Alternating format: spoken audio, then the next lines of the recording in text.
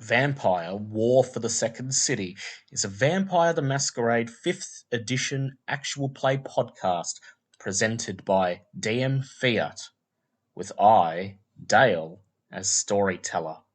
Please be advised that this podcast contains descriptions of gore, depravity, addiction, coercion, and other adult themes. This is not D&D. This is a game where we play monsters of the night who do monstrous things.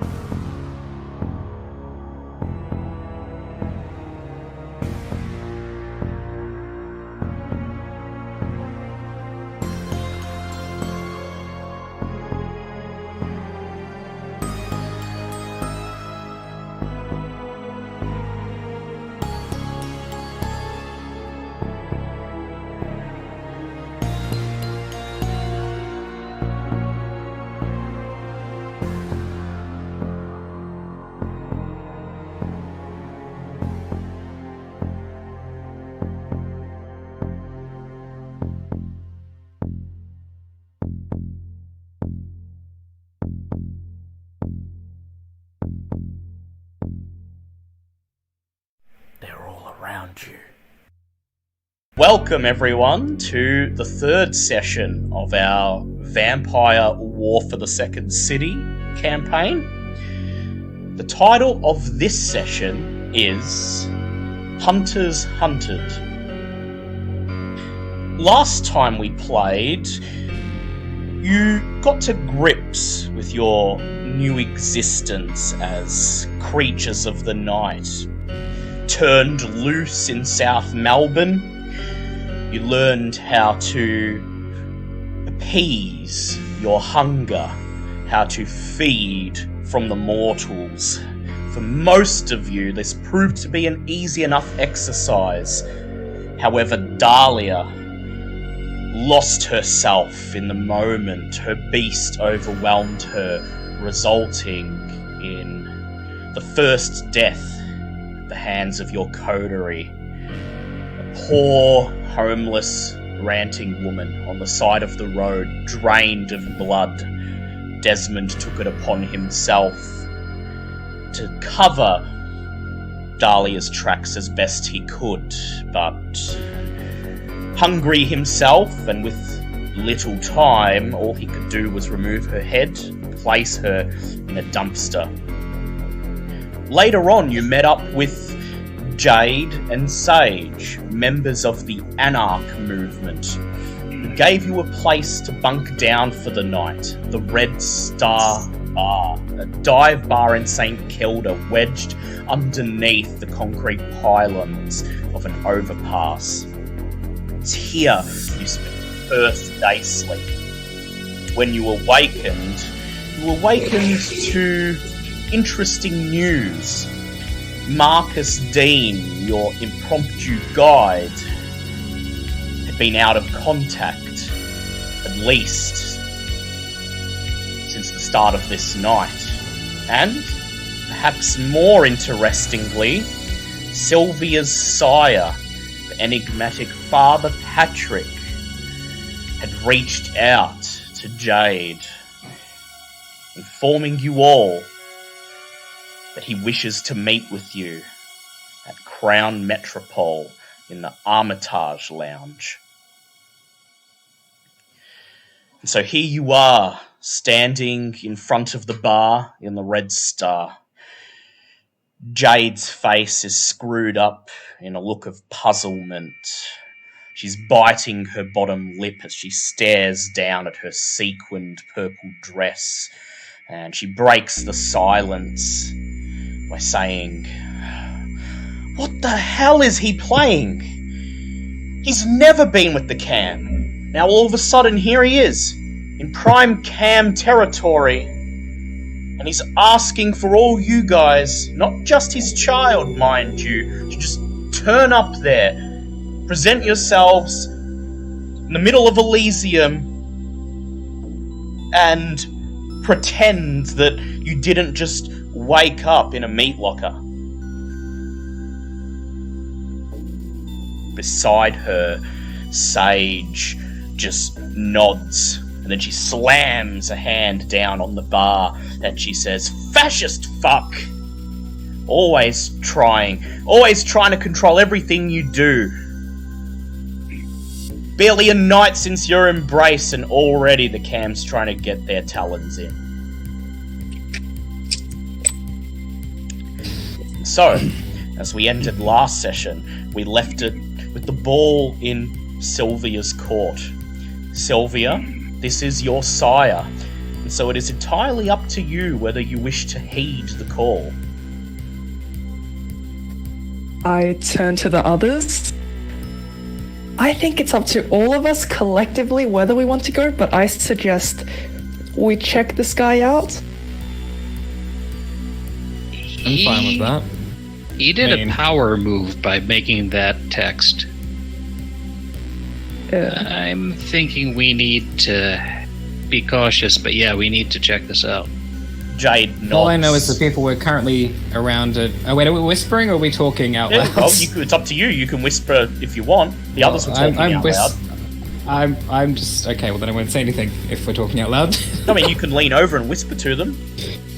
Well, I'm just like, look, the people we're currently with are yelling a lot about fascists and trying to convince us to join them.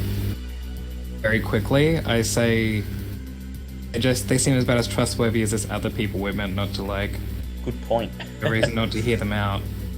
So, Here's the thing. He sent it to you. That's power. That's also an implied threat. I'm looking at Jade. Because if we don't show, he's going to be like, where's my people at? Jade nods and she says, for a fledgling, you already seem to have a grasp of how the cam works. Prime power move. If you go to him, well, he's got that over you. The fact that he's your superior officer, to put it in those terms, he's going to lord over you, probably get you to do something for him, something that's going to be, well, something that's going to be something you wouldn't want to do normally, something that is his dirty work that he wants to palm off on some unfortunate fucker. If you don't go, though, she looks over at Sage, and Sage says, yeah, you'd pretty much be declaring yourselves enemies of the cam right off from the get-go, so... One thing we got going for us... Sorry, Sylvia. No, I was just going to say, let's not do that. Not that it's a bad thing, says Sage. I mean, you could just throw in with the anarchs. We'd protect you from the cam. We have people, places. We could keep you safe. Jade raises a hand, though, and says, look, let's not be committing to anything yet.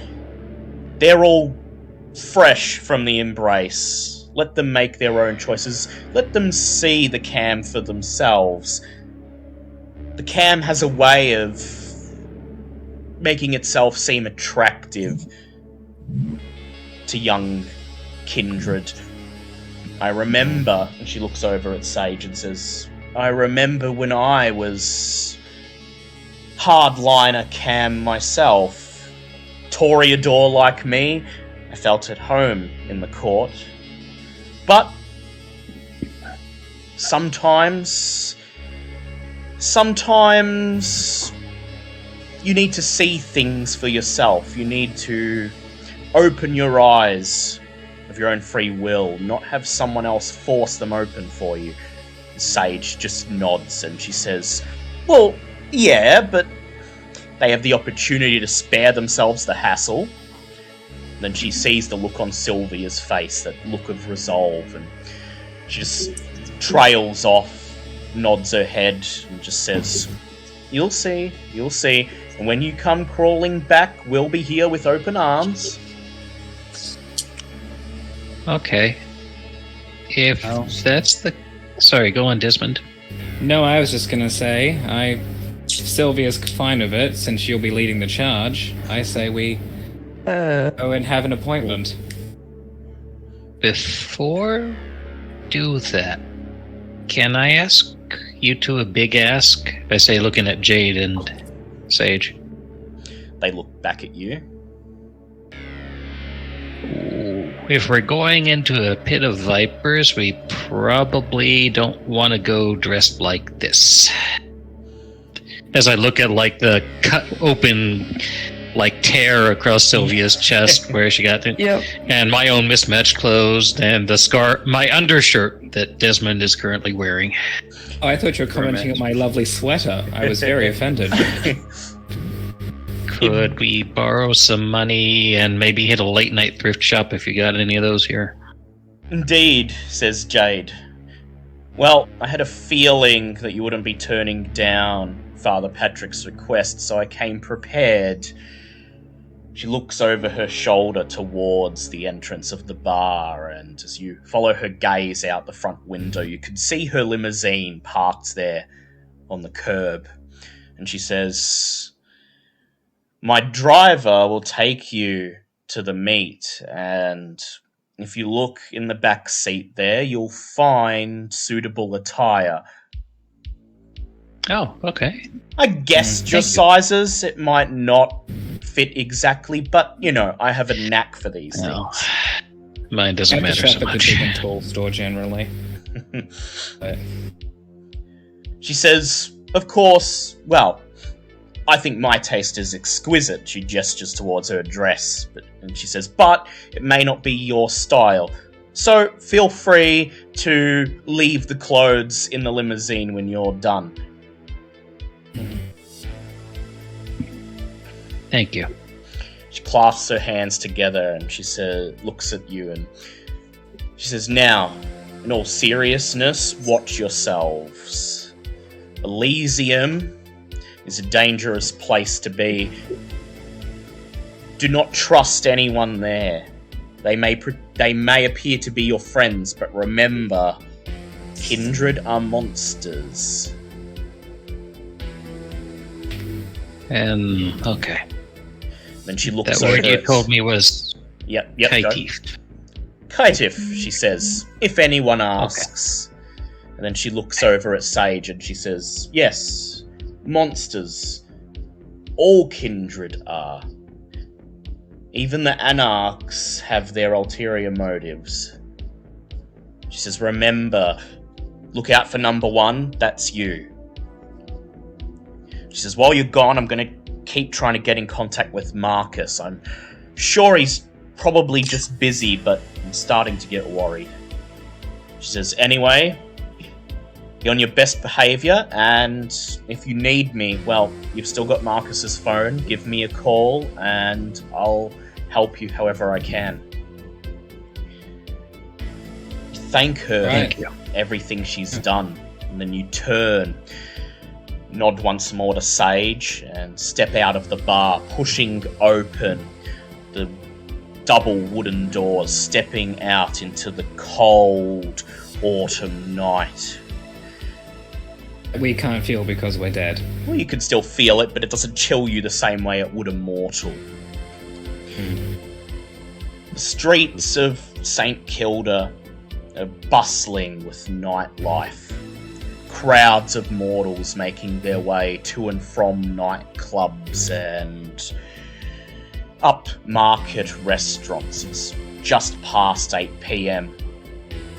The driver's side window of the limo winds down and the driver silently motions for you to climb into the limousine. And as you're about to do so, I would like everyone to make a wits awareness check, please. Wait, shit, my phone. 1 second. It's a word. I should know this by now.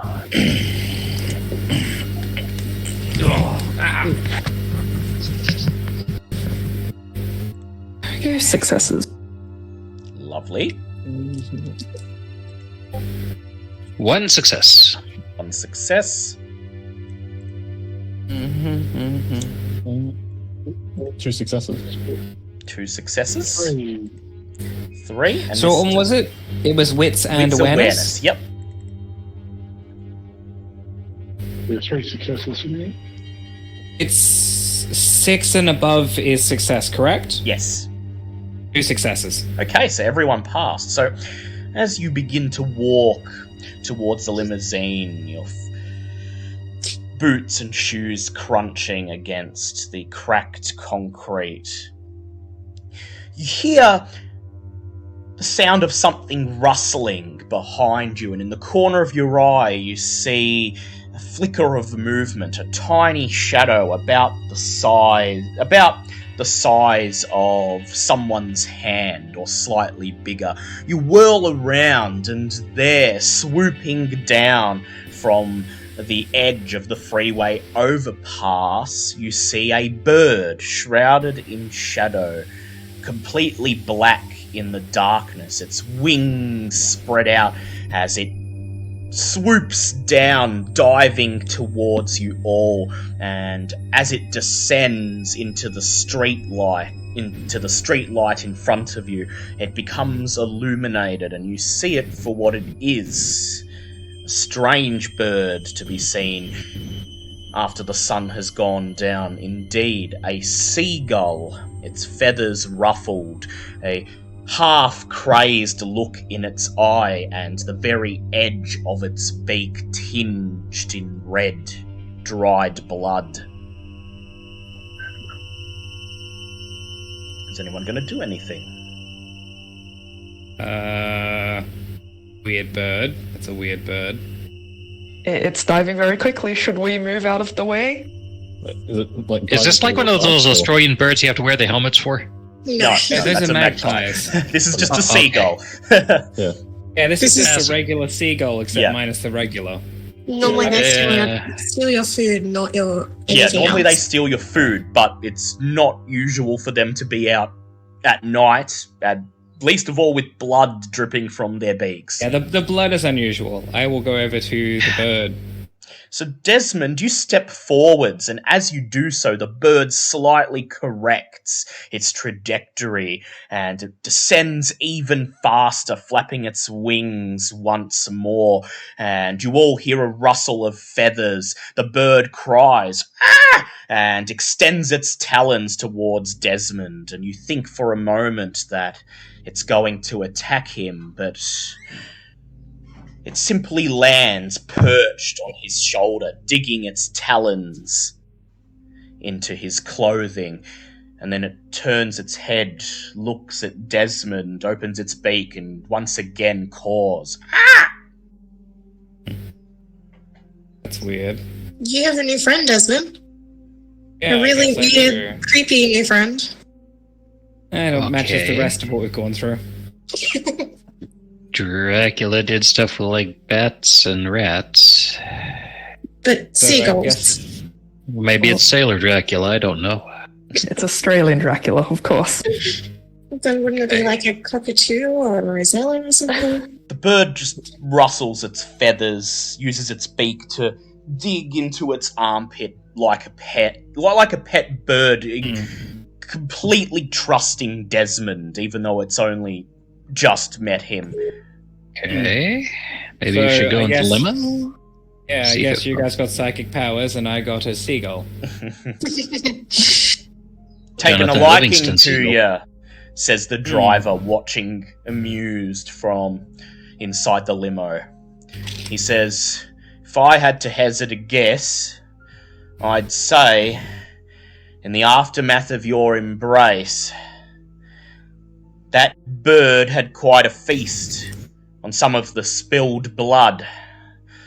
And so, wanting some more, it sought you out. Oh, okay then. Do I cut my hand open or something? You can What's if you the want. process for You're going to feeding just a bird? raise a finger to your fang. Yeah, I'm just give it some blood. Chomp. raise your hand to your mouth, bite into your hand, and draw a little bit of blood. The seagull's head immediately perks up. It caws again. Ah! Raise your hand to the bird, and its head darts forwards, and in a split second, one swift motion, it licks up the blood. Seal the wound. Dude. It's creepy. Yeah, they can, but it's weird. Well, let's all be happy it's not a goose. Oh god, yeah, that's a point. I pet the seagull. I guess this is coming with us now. Yeah, and as you lick the wound shut and stroke the back of the seagull's neck, it looks at you, and you get this feeling in your head, Desmond, almost like a voice, but not with words, thanking you for feeding it and promising to stick with you for as long as you give it what it desires. Alright then. Well, everyone, random bird that likes blood. And bird likes blood, everyone. Have to think of a name for it. When I wave the casino, I hope they allow birds. Might have to hide it. So you step towards the limousine, pull open the back door, and sure enough, as Jackie describes, there are several sets of clothing folded and laid across the back seat. For each of you, a black or grey business suit, and for the women, 3 brightly coloured sequined dresses, almost identical to Jackie's herself. One in green, one in yellow, and one in light blue. There's no accounting for taste. What type of green is it? It's like, sort of like that sickly-ish pale green. I think I'll go with the light blue one if I have to. I glance at Hope. Do you want the yellow one? Or the, I can take yellow if you don't want it. I'm usually more green myself, but... Yes, so am I. I don't think yellow looks good on anyone, to be honest. I'll do yellow then. Oh, thank you. So you each No worries. select your attire, and one by one you duck into the alleyway around the corner of the Red Star to get dressed. And about 10 minutes later, you're all standing in front of the limousine, dressed in Jackie's finest. And as you look left and right at your companions, you all think one thing. You all look out of place. The clothing... Do I have to switch my outfit? No, you don't have to. I wasn't dressed so poorly before. Yeah, so you can just stay what you're already... Except for Desmond, the rest of you look out of place. The clothing that Jackie picked fits well enough, but she hasn't really accounted for personal style. Did she include a big face mask or something for me to wear? Or No. am I going in barefaced? No, though you do notice as you take your seat in the limousine, the driver winds down the glass barrier that separates the back and the front of the limo, and silently he hands a black woolen scarf to you. Thanks. Wrap it around. Take it, wrap it Hopefully around it's your scaring jaw, and your nose upwards is visible, looks relatively normal, at least until someone gets close. So you scramble into the limousine, hoping that you won't have to wear these duds for too long, as you just feel like you're not yourselves while you're wearing them. I'm used to that. Yeah, you definitely are, Hope. Jackie's idea of class is not exactly your own. Oh, Crown Metropole, strap in and start thinking how you're going to behave when you get there, says the driver. Never been in Elysium myself, but Jackie's stories, you want to think before you talk, so any plans swirling in your heads, get them out in the air now. And then he winds up the glass barrier. You hear the engine of the limousine roar to life, and he guides it down the road, coming to the end of the cul-de-sac and pulling a U-turn before leading the car carefully out onto one of St. Kilda's main streets, driving through this rather bohemian, gentrified suburb that was once one of the city's industrial centres. We definitely should talk about plants. Before that, though, real quick. That wants us to join her specific team. Yep. Well, is the glass thing up so that the driver can't hear us? Can't hear you, no. Okay. Well, we can kind of talk in here. It's better than talking out in the open along with... I kind of got the feeling from them that they expect us to talk about pros and cons. As long as we say, as long as we don't say, we're going to go back and murder them, then he probably won't care. Which would be stupid, because they've done nothing but help us.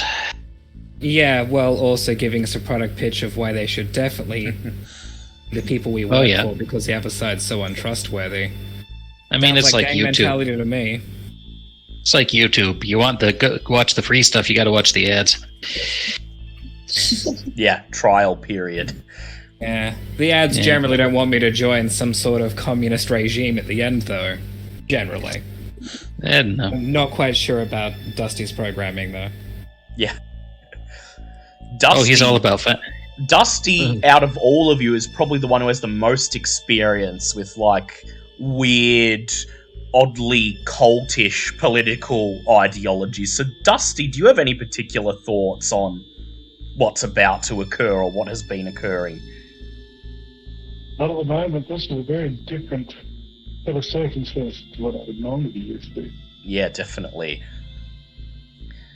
Static hums from a speaker beside the glass window, and the driver's voice pierces the static, saying, "Got a bit of a drive ahead of us. I'm just going to whack the radio on. No complaining about the music. Thank you." Then you see him reach over. Synthwave. Yep. Quick question for all of you. Does my voice sound too deep, too mannish? What a weird question to ask someone. Yeah, I know. Is my voice okay? You guys notice that... Are you asking for a lozenge? You guys notice that when Hope talks, well, you wouldn't describe the voice as mannish, but there's certainly an element of deepness to it. She sounds perhaps slightly more deep than, a woman of her size and build would normally. You look at her and you see this small, petite thing, and then when she talks, the voice does not match the image, but you would not describe it as manly. A fine baritone. Okay. So need some adjustment. Okay, I'll take care of that while we drive. Adjustment? Yeah, so there's one thing we've got going for us, I think. I'm guessing that turning somebody into a vampire usually means you're making an investment in them. You're bored. Because from what you told me, I look at Sylvia. From what most of you said, it sounded like they were investing time in you. Yeah? Yeah, at the very least. All of them, except for you, Hope. It seems as if they were selected specifically for a reason. I'll be honest, I don't know the guy that well. I have no idea what he was talking about. Yeah. As far as you're aware, Sylvia, you were just living your life until Father Patrick seemed by chance to just take an odd liking to you and seemed to proclaim himself some kind of mentor or something without even waiting to see whether you'd accept his, accept his advances, as it were. And that's all you thought they were. You thought maybe he was perhaps coming onto you in a weird way. Yeah. It's when you think about the circumstances of your embrace, all of you realize that there's a certain creepy, almost grooming element to what happened to you. Admittedly, not in my case, though. Yeah, not in Desmond's case. Although Desmond, your sire, perhaps is the only one who was someone you knew and thought of as a friend. But in the case of everyone else, it's almost like you they and me were were the groomed. exceptions. Yeah. Yeah. Wow, Okay. It seems like worse off the vampire biting process, the more positive the vampire powers, I guess. Yeah, we've got that in common. Yeah. So, And I slipped my fingertips into my neck. Oh, Past what the you were skin. saying before, gross. You were saying before about it being an investment, though. I mean, even if somebody chooses to invest in you against your wishes, you don't technically owe them anything. That's correct, I say, and I pass my rouse check as my voice starts changing and the fingers start bulging and maneuvering things under the skin. That's correct. But he said, "You, Sylvia, come see me and bring your friends." Which means that he places some value on you. I'm sorry, can we please just address the elephant in the room? What are you doing with your neck? I thought we were deliberately not doing that. I feel like we should definitely talk about that. Please, Sorry. Someone you're sorry, you sure seem to keep me doing it. Uh-huh. Well, if I stop now, it'll be bad. I'm fixing my voice. What was wrong with it before? It was too deep. It was your voice, wasn't it, though? I'm not sure the problem. No. It doesn't fit the me I want to be. And yet, as Hope says this, somehow her voice is different, softer, lighter, more feminine. How's this? Perhaps more matching the image of her that you have in your heads. I think we're all still distracted by the whole fingers in your throat thing. Yeah. Sorry, I'll stop. And they pull out. The skin kind of behind them. Is that safe? I'm not sure. I haven't dared to do a lot with it, but it's something I can do. Okay, I mean, I'm all about realizing your best self, but just don't kill yourself before you do it, maybe? Yeah, regardless of what Hope says, the rest of you don't particularly feel the urge to try sticking your fingers into your throat. I'm feeling even happier that I got a bird instead of that. Yeah. Your bird just sits on your shoulder and it looks over at Hope and just goes, "Ah!" The bird is mildly disturbed also. In the front seat, you see the driver reach over and turn a knob on the radio, and then the radio fills your cabin coming through the loudspeaker. It's in the middle of a news report. Female newsreader starts to talk. This just breaking. The body of a woman discovered, decapitated and drained of blood in South Melbourne this morning. Oh no. Has been identified as 39-year-old Andrea Stolich, a former resident of Southbank. Miss Stolich, who had been a member of the homeless community since December of last year, had a reported history of narcotic and mental health issues, though Victoria Police today ruled out the notion that her murder is drug-related. The muted sounds of a press conference can be heard as a spokesperson begins to speak. What has happened to Miss Stolich is a heinous and utterly sickening crime. To the perpetrator, know that I speak for everyone here when I say that Victoria Police intends to use all resources at its disposal to bring you to justice. The reporter continues. In a bizarre display, the press was turned away from the crime scene earlier today by members of the Australian Federal Police. Victoria Police has declined to comment on the involvement of federal investigators. I awkwardly just sink deeper into the chair and just turn away from everyone, just real awkwardly. Yeah. Dahlia, you're immediately overtaken by a spasm of horror and guilt, and Desmond, you feel deep within you the same sense that you could have helped this woman in another life. And so, Desmond, I'd like you to actually make your morality check now, because you have a stain that's not resolved. So please, all of your... right, because we didn't do that last time. Yeah, I was waiting to do it. This is the situation I was going to do it in. So, you would be at Humanity 7. You have 1 stain, so please roll 2 dice for me. Which kind of dice? Just D10s, please.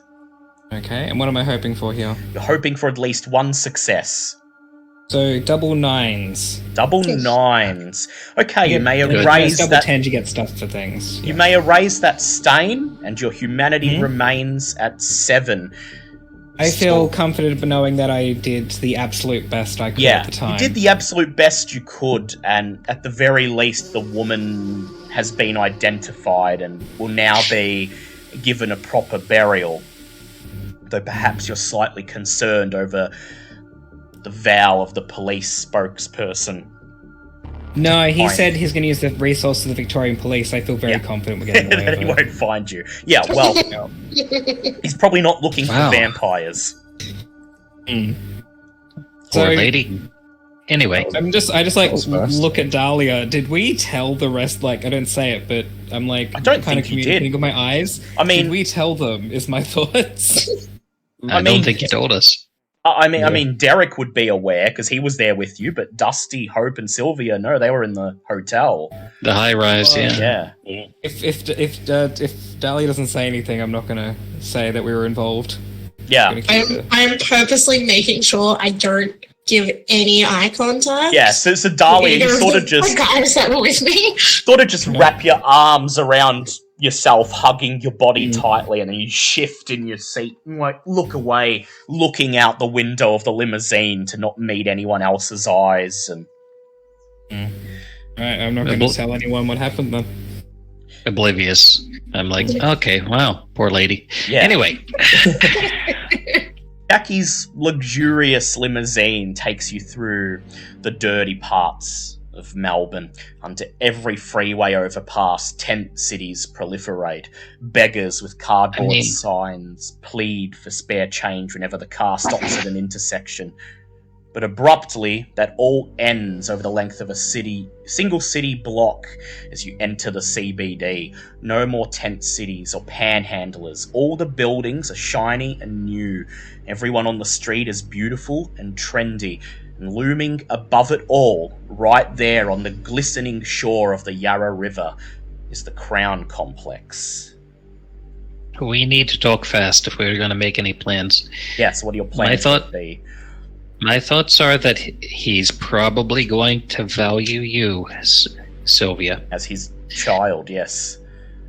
And the rest of you are probably disposable pawns at best. Yeah, what the narrator said. And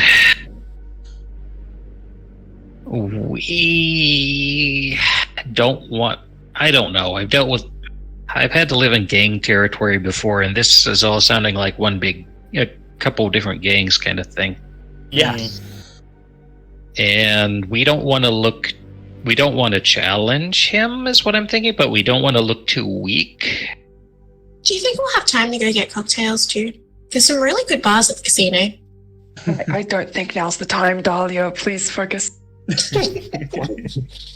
I mean, we could try. We probably want to meet with him We first have thing, no idea but when we're afterward. meeting this guy anyway, and you just said we should come in looking relatively relaxed, right? Yeah, that's the point.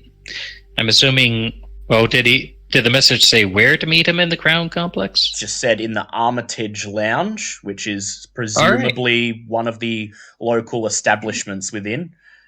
Yeah, it's not a Okay. bad one. So we'll head that way, and we can look relaxed on the way. And I take the gun out of my pocket and put it back. Maybe the casual compartment. to the guardian. I into forgot the about that. Yeah. limo.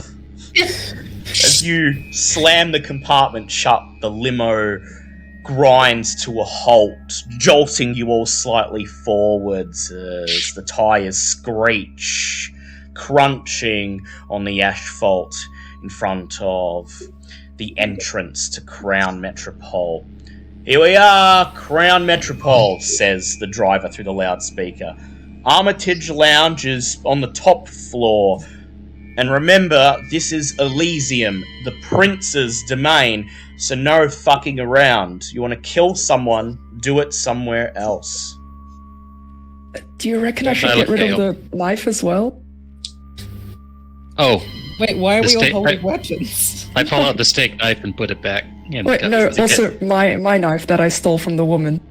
I mean, if there's somewhere you can conceal it on yourself, you don't necessarily have to get rid of it. Oh, does the Don't dress do have that. pockets? No, of course it doesn't. No. Hang on. Yeah, you answered your own question there, didn't you? Give it here. Oh, Give it here. Okay. Yeah, I You pass don't it to have you. the Hope. dress- I'm still running that. It's still the same scene. So I turn away. There's kind of a Oh no. noise, Oh no. and I turn around, rubbing my arm. She's not going to want that back now, you realize that. Did Right? you eat it? That's disgusting. Did you swallow it? Is it that trick where you swallow it and throw it up later? Do you really want to know? I'm just going to No, pat okay, you on the probably. head and be like, yeah, that's what it was. Okay. I turn away. Let's go. You climb out of the limousine, slam You the don't have door, metal detectors here, do you? No. They don't. Okay, no. good. slam the door shut behind you. The driver nods and he says, "I'll circle the block a few times and I'll start heading back to the Red Star. If you need a ride back, give Jackie a call and she'll send me your way." And then he gives you a look, smiling. And in that smile, you see him wishing you the best of luck.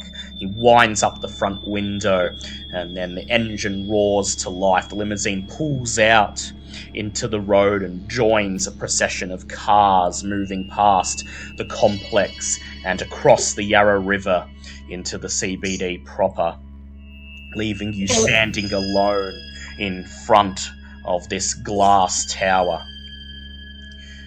I like look at the others and I'm just like, so blackjack anyone? Blackjack, yeah, they've got it here. We didn't bring any money. Oh, We still don't Maybe have a next wallet or time. anything yet. Maybe next time. You step. I direct my do I talk to the seagull or do I just use my mind to talk You to can the talk to seagull? it. It can understand you when you talk. So Okay, so I'm just like circle the building, stay safe. says the seagull, and it stands up, opens its wings, and takes to the air. And as it does so, you hear a murmur from next to you and see a group of party goers watching the seagull leave your shoulder and take off. And one of the women in the group gives you a strange look as the man who has his arm wrapped around her just says, "Strange bird to see at this time of night." We're on the waterfront. They're always around here. They just nod, laugh, and turn away, going back to their conversation. And then you step forwards towards the glass doors of the Metropole. The doors slide open, admitting you. Inside, wealthy tourists toting designer luggage check in at the Cherrywood hospitality desk. The opulence dazzles all of you, and you feel decidedly out of place among such fashionable people. Before you can do much else, a tall East Asian-looking woman approaches you. She wears a beautiful blue and white suit, her jewelry subtly indicating her allegiance, wearing an Egyptian ankh around her neck. She introduces herself as Allison, shaking each of your hands. She says, "You are expected at Elysium." Oh. You know about that, okay. Sylvia, lead the way. So that makes things a little Nods, easier. and Allison nods and begins to lead you through the lobby. And as she walks,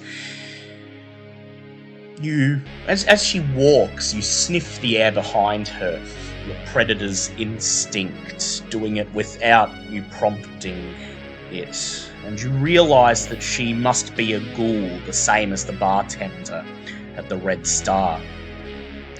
She's in service to the Kindred. She leads you to an executive elevator just beyond the lobby. As she presses the button to call the elevator, she turns around, looks over her shoulder, gazes at Sylvia, and she says, "Your progenitor has been most excitedly expecting you." Is that a good thing, do you reckon? She shrugs and she says, well, being expected at Elysium is better than being expelled, so having someone there who's waiting to talk to you, well, you're being admitted to an exclusive space that ordinarily neonates would not see for several years, so I would count it as a good thing. Great. Yes, but you work here. They're always inclined to speak positively of the establishment. That's right. There's a ding, and then the elevator doors slide open. You step inside, and as Allison presses a button, the elevator lurches and begins to carry you up to the top floor of the building. And as you ride it, you all cannot shake the feeling that you are being watched. Sure enough, looking around, you notice just above the elevator door a small blinking red light indicating a hidden security camera. The elevator jolts once again. You hear a ding and the doors slide open. Outside is a single narrow hallway, red carpet running down it and flanked with polished wooden walls, so polished that you can see yourselves reflected in them. With one exception, I'm assuming. Yeah, with one exception, Sylvia, who cannot be seen at all. Do I notice that? You do, indeed. You do, in fact. There's just no reflection at all? There's no reflection at all. Where you are standing, there's just nothing. In fact, you can see... I'm doing a double take at that. You can see Yeah, right... I kind of like wave my arm behind Sylvia. Yeah, you wave your arm behind Sylvia, Dahlia, and where your hand would be obscured by her body, instead in the reflection you could just see your hand perfectly as if there was nothing there. If we're vampires, I thought we're all meant to be invisible to mirrors. Yeah, I thought none of us would have a I reflection. guess she got the Dracula thing. Yeah, and yet you Okay. can all see yourselves perfectly, except for Sylvia. I like Allison pull appears down my to take scarf no a little bit to notice. look at my terrifying mouth and then put the scarf back up. Yeah, you can. immediately. You lower I start fixing my hair and makeup in the mirror. you lower your scarf, gaze upon your deformed jaw, while next to you, Dahlia begins to gussy up her hair. Beside Dahlia, Sylvia just frowns, biting her lip. She probably would like to ensure she's as neat as possible, but that's sort of hard to do when you can't see yourself. I reach over. May I? Go for I it. ask Sylvia. And I Wait, just you kind of don't know what smooth it's her up for. hair a bit. Like, pull it back a bit, dust her off. Okay. Oh, thanks. Thank you Yeah, for not it's shoving your good. fingers in my neck. Yeah. Yeah. What? I don't know what you're talking about. Oh, right. The Nothing. massage thing you did in the car. Remember when you were giving the massage? Right. Yeah. I give killer massages. Allison nods, looks at all of you, and she says, "Done? Ready? Done? Good? follow me, and then leads you down the corridor. At the very end of the corridor, you come to a dead end, another wall, and you wonder, where is this Armitage lounge? But then you see Allison reach into her pocket and pull out a silver key fob. She steps forwards and inserts the fob into a depressed section of the wall and turns it.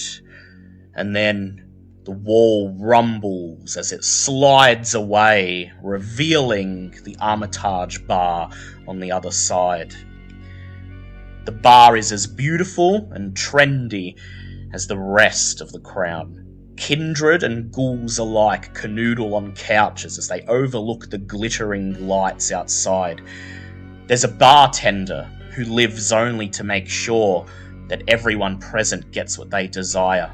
Half a dozen other ghouls wearing all black clothing and earpieces stand at various spots around the perimeter of the bar, keeping an eye out for trouble. And as Allison leads you into the bar, they each raise their heads to briefly look at you, size you up. Behind the bartender, laid out on a marbled countertop, is a nude man, deathly still.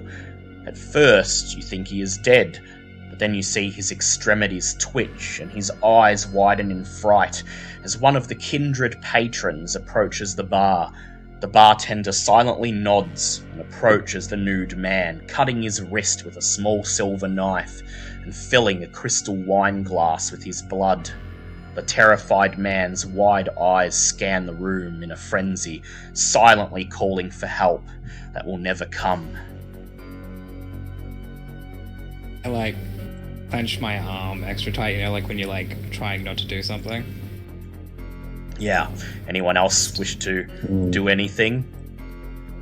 Can I just make sure my heightened senses are activated? Yeah, they are activated, and as you activate your heightened senses, you hear something that makes you almost wish that you'd left them deactivated.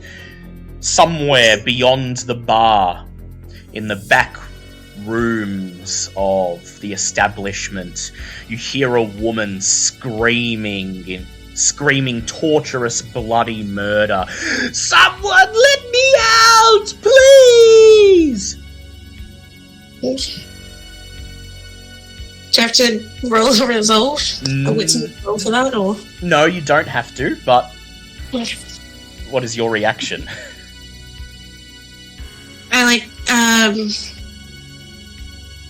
I kind of elbow Derek a little bit and be like, can you hear that?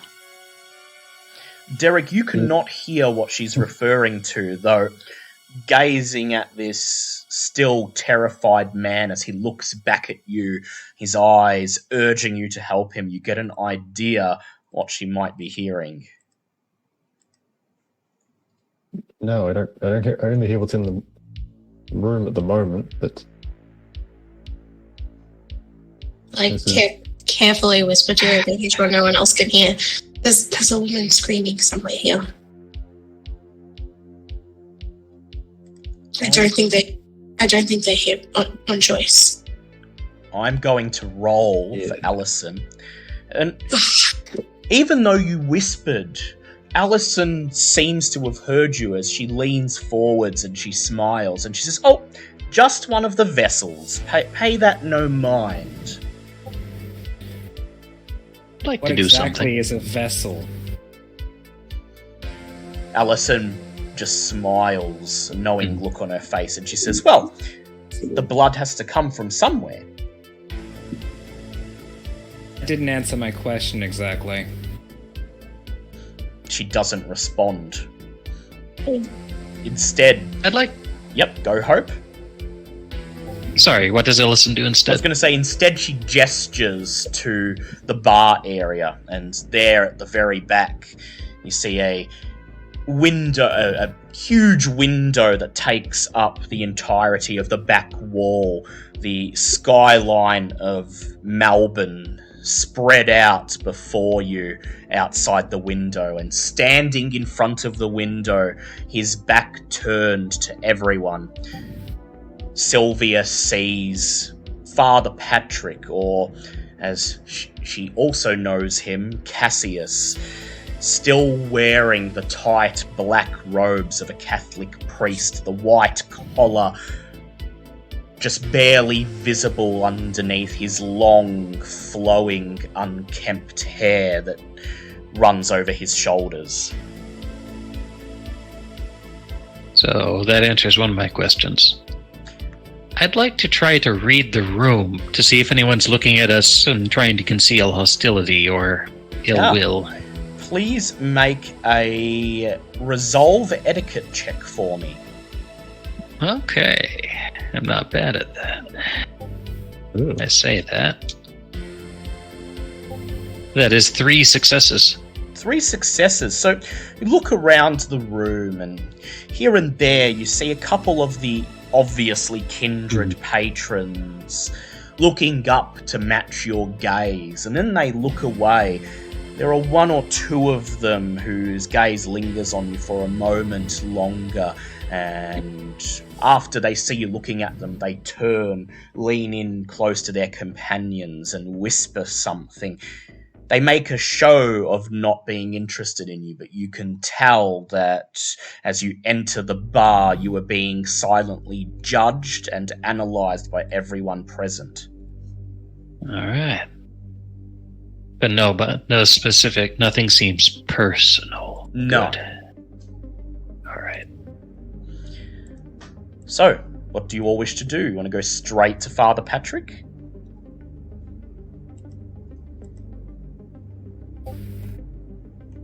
Look at Sylvia. I mean, Yeah, I'm kind of. I think this is your call. Yeah. He's just standing there menacingly, and it's quite intimidating. Yeah, back turn to you. We'll go with you, but Like a supervillain in a Another Bond power movie. boost. yeah, this is your call. Well, He is let's all pretty go- extra, yeah. Yeah, let's go in like a two-file line, so I'm not at the head. Preferably, it's like 2 people next to each other. Alright. I'll take the lead then. So Hope Thanks. steps forward side by side with Sylvia as you arrange in a formation, and then Offer her my arm. offer We'll take Sylvia it. your arm. She wraps her arm around yours, and then you nod to Allison. She nods back and leads you across the bar, and once again, as she does so, you feel the silent gazes and judgments of the kindred and ghouls who are present here. When you reach the back of the room, Allison clears her throat, and then Father Patrick silently turns. He sees Sylvia there, Hope arm in arm with her. His expressionless face makes no emotional reaction whatsoever. Then he simply steps forwards, holds out his hands, and says, "Ah, my prodigal child returns. Had no doubt we would meet again. You're of strong blood. Of course you are. Be welcome, you and your companions," he says, gesturing towards Hope, and then narrowing his eyes as he slowly takes in everyone standing behind you. "What can I get you?" he says, as he gestures towards a leather couch in front of him, and then lowers himself into an identical seat opposite. Nothing to drink, thanks. "Sure," he says. He makes a hand motion, and one of the black-suited ghouls comes over. Looks past Sylvia, and he says, "What about you? Drinks for anyone? Refreshments?" No, actually, I've changed my mind. Thank you, Father. "Refreshments for all, then," he says. I had something to drink on the way in. I'm good. "Very well." He looks at the ghoul. I'm He actually says, quite parched. yeah, Derek Wouldn't definitely mind. is. He looks at the ghoul and he says, "Refreshments for 5, thank you." The ghoul silently nods and walks away. And then Do you take your seat in the couch opposite Father Patrick? Yep. You all lower yourselves down, sinking into the upholstery, and there's silence for a few minutes. Father Patrick and you staring back at each other, but no one quite saying anything, until about 5 minutes later, the ghoul returns, in his right hand a silver tray carrying 5 crystal wine glasses, each filled with blood. He hands a glass to each of you, and then nods, silently turns and leaves. Father Patrick raises his glass. "To good fortune," he says, and then begins to sip from it. I'll silently toast as well. So, Raise your glasses, silently toast, and then drain them in a single gulp. The blood is fresh, of course, the vessel still living, but in the few minutes it's been sitting in the glass, it's already lost some of its potency. The taste is blander, ever so slightly less fulfilling. You may reduce your hunger by 1. Unless you're already on Unless 1, you're already right? at 1. Unless you're already at 1. Also not counting me. Father Patrick clears his throat, and then he raises his arms once again, looking from left to right and gesturing around the room, indicating the opulence around you. He looks first at Sylvia and then at the rest of you and says, "Recently, as you can see, I secured membership in the Camarilla. My future is thus assured. The reason I have invited you here tonight is that I wish to make you the same offer. Not of membership, not right now, of course. Our clan, the La Sombra, are but new friends of the Camarilla, and it is only after much negotiation that I've persuaded the prince to allow me into its protection. But we can help and support each other. You work with me on a few current projects, and in a few years, this could all be yours. If one has the gift of eternal life, why spend it sleeping in grubby bars?" You raise a good point, but I hope you understand, I don't think any of us really want to commit to anything just yet. "Indeed," he says. "Understandable. I suppose I should tell you what I can offer you in that case. Well, a safe haven for one. Safety against the Inquisition. We know how to deal with them. Superior hunting grounds. The Camarilla has the best territory in the city. You won't have to sneak and risk poaching. And any accidents that occur, well, let them not trouble you." At this, he stares over at Dahlia and Desmond, and the two of you feel quite nervous. There's no way he could possibly know what happened, but yet... I think I feel more agitated than nervous. Yeah, agitated works too. I don't like someone trying to basically threaten me. Yeah. Veiled threats is basically what you're reading most of this as. Sir, if I might ask, Go ahead. a few of us were literally reborn yesterday. The thing is that we know this, and our ignorance is to be expected. So I hope you don't mind if I ask a few very basic things. Go ahead, says What? Father Patrick. What's a Camarilla? "Ah," says Patrick, and then he smiles. And he says, "Centuries ago, the mortals rose up against us. The First Inquisition. The Camarilla formed in response after the Inquisition devastated us in Europe. Since then, the Camarilla has spread across the globe. We offer a better, safer society than what came before. In years past, joining the Camarilla was as simple as swearing fealty to the local prince. But escalating conflict and the rise of the Second Inquisition has caused us to close ranks. Potential members must now prove their worth and their loyalty. You must trust in the Camarilla, the masquerade that keeps us hidden from the mortals, keeps us safe from their predations. That was the Camarilla's creation.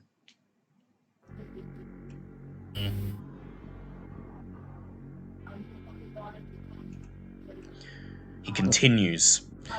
Every Camarilla city is ruled by a prince, an elder of our kind whose word is law. The Primogen Council is a group of local leaders who advise the prince and share in the management of the city. This city is no different. Prince Squizzy takes his responsibilities in Melbourne seriously, and, well, I had to offer him a personal favour of some import to even be considered as a member of the Camarilla's inner circle. Favors. I look around the room at the opulence here. I'm assuming favors are worth more than money. Indeed, he says. All things that Sylvia would have learned eventually, and indeed your own sires would have taught you had they survived the attack by the Second Inquisition. But amongst our kind, the kindred, boons are the most valuable things you can offer. When you live forever, you have no need of money, after all. It's simply a matter of time until you become rich. How do you know that our sires didn't survive? You survived just fine. He shrugs and he says, well, it's merely a stab in the dark. He smiles again, a sort of mischievous smile. He says, I survived out of sheer luck. He looks over at Sylvia and hangs his head a little bit. He says, I regret to say that I used Sylvia as something of bait. Let them focus on her while I made my escape. Your sires may not have done the same. They may have chosen to stand and fight. And if they had survived, well, I was able to learn that you were all still alive and contact you. I would presume your sires would have done the same by now. Do you know who they are? He looks at you and he says, yes, I know them all. Some of them by name, some of them by face. He looks over at Desmond. He says, Mickey Reed, Michael.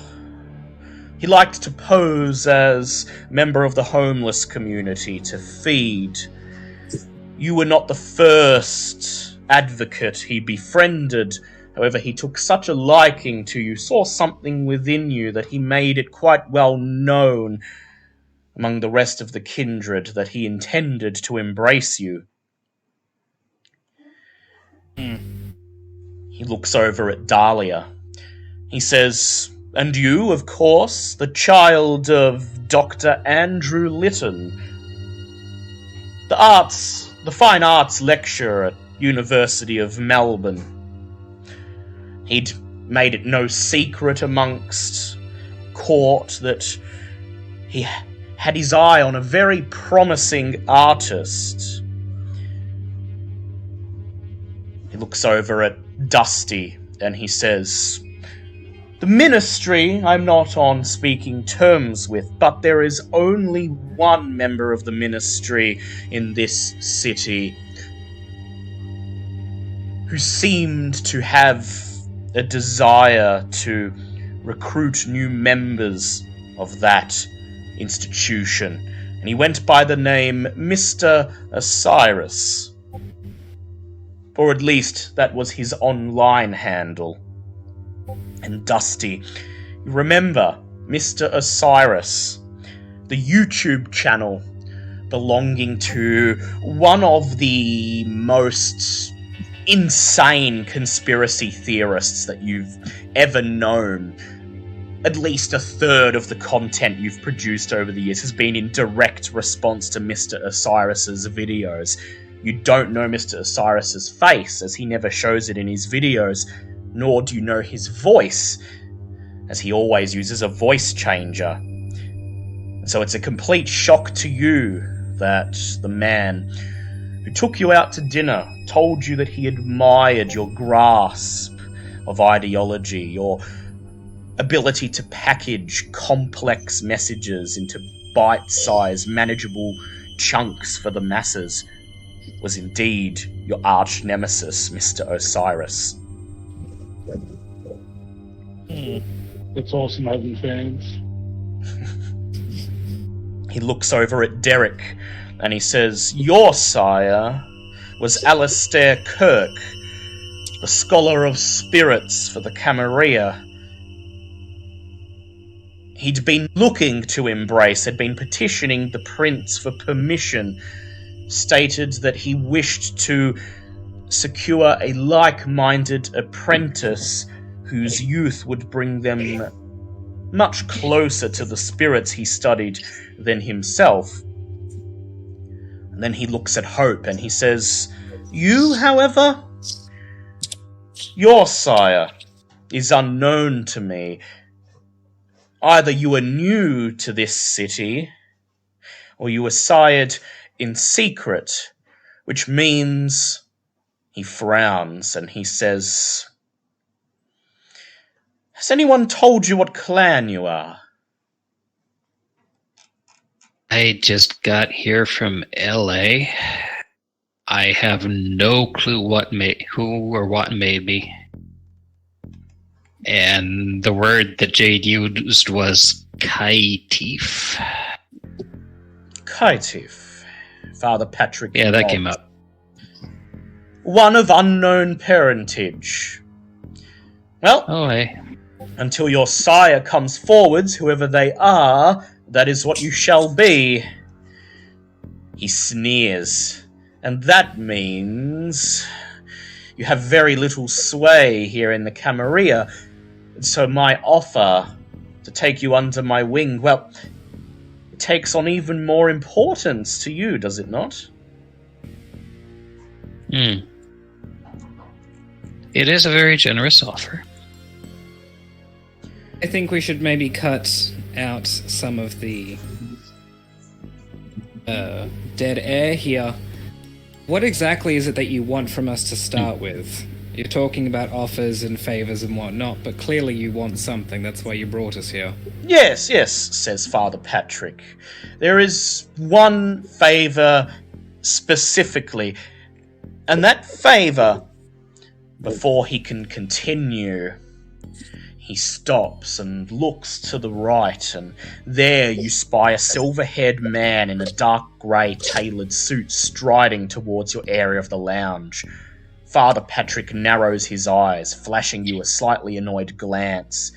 Eventually, the silver-haired man stands before you. His wrinkled, leathery skin gives him the appearance of someone in their early 60s, but his eagle eyes are sharp, calculating as his gaze passes over each of you, praising you in seconds. Finally, he gives a curt nod towards Father Patrick. "Certainly is an exquisite view, is it not?" He speaks softly, deliberately, looking out of the window at the city sprawling beneath you. "Perhaps not as grand as the domains of Europe, but a testament to the Camarilla's power and stability nonetheless." He trails off, silently contemplating the cityscape for a moment. "Ah, my apologies, neonates," the man suddenly says, turning towards the rest of you. "You surely feel out of place here, so many kindred who you do not know. I am Thornton Adams of Clan Ventru." He holds out a gnarled-looking hand for you to shake. "You'd best show him some respect," says Father Patrick in a cautious tone. "He is a member of the Primogen." Well, who's closest to his hand that is outstretched? Let's say you, Desmond. And I'll politely shake his hand. Politely shake his hand.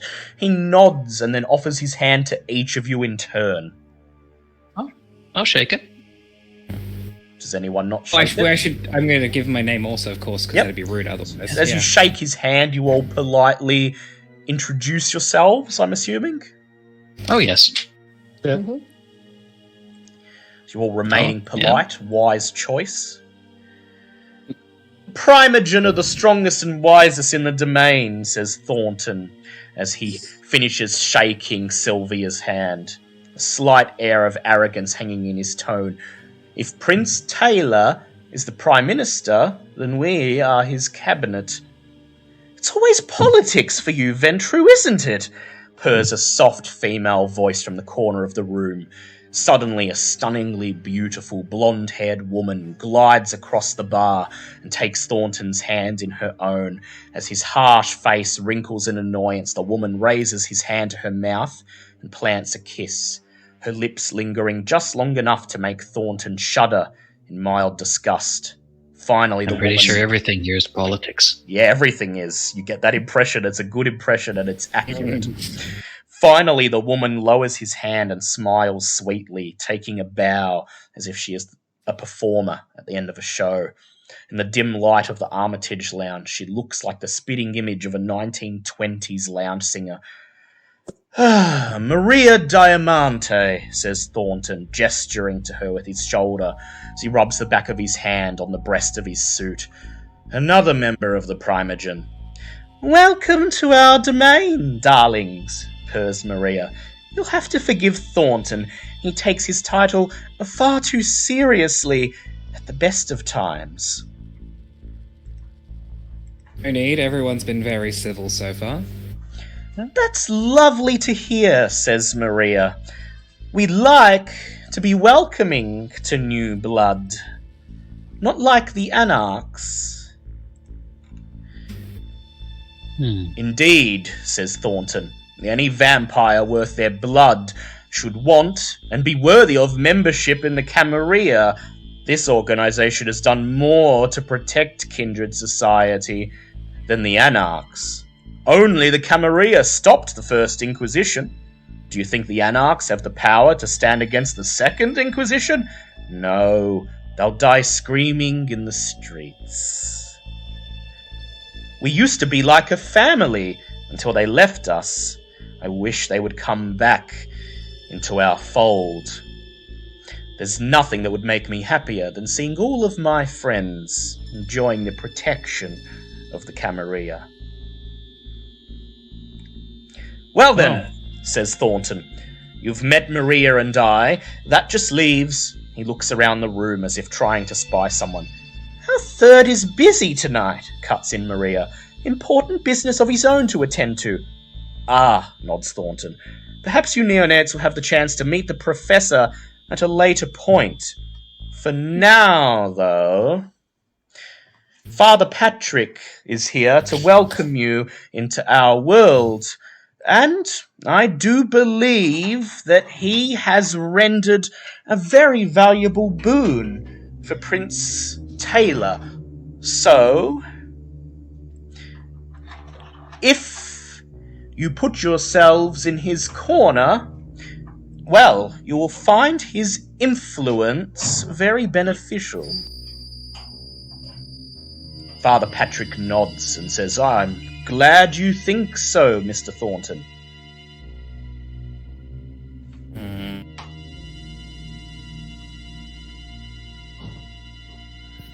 Do any of you say anything? I don't think so. I think we're waiting for the guy to tell us what he wants from us. Yeah, very well. Yeah. Well then, says Thornton, I shall leave you to confer with Father Patrick. I would strongly consider agreeing to his offer. I would love to see you all in the Camarilla. Isn't that right, Maria? Beside him, Maria smiles and says, Of course, darlings! We look after our own. And with that, she winks, grabs Thornton by the arm. Both of them turn and depart, walking back into the bar, taking their seat among the other kindred. Yes, Sylvia, you were going to say something? Oh, no. I don't think I was. Well now, says Father Patrick, to the favour, assuming you were all willing to assist me. Willing to listen. Well, raises a hand, gestures for someone to come and join you, and a few seconds later you see Allison standing beside him. Allison smiles and she says, "If you'll follow me, please, neonates." You stand up, climbing out of the couch, and you follow Allison. She leads you once again across the bar, away from Father Patrick, and into a hallway on the very edge of the room, leading into the private areas. She takes you into a large, dimly lit back room, dominated by a humongous flat-screen television, surrounded by luxurious and comfortable seating. You take your seats, once again sinking into the upholstery, as Allison grabs a remote from a glass coffee table in the centre of the room and points it at the television. A recording begins to play that lasts for just a few seconds. The video is short and looks rough, but you can see yourselves clearly depicted in it. It shows you wandering around the walk-in freezer of the restaurant you fled last night. It begins as you wake up and rise to your feet, and breaks off about 20 seconds later as Dusty attempts to reach up and grab the camera, accidentally ripping it off the wall, killing the feed. I have a question. Yep. Can we see Sylvia in it? You look, and here's the odd thing. You see all of you quite clearly, except for Sylvia. Where Sylvia is, you simply see a twisted mass of static and visual noise. Slender Man. Yeah. Okay. Ah, that's the species she's from. Yeah. Yes, the Slenderman clan, of course. Yes.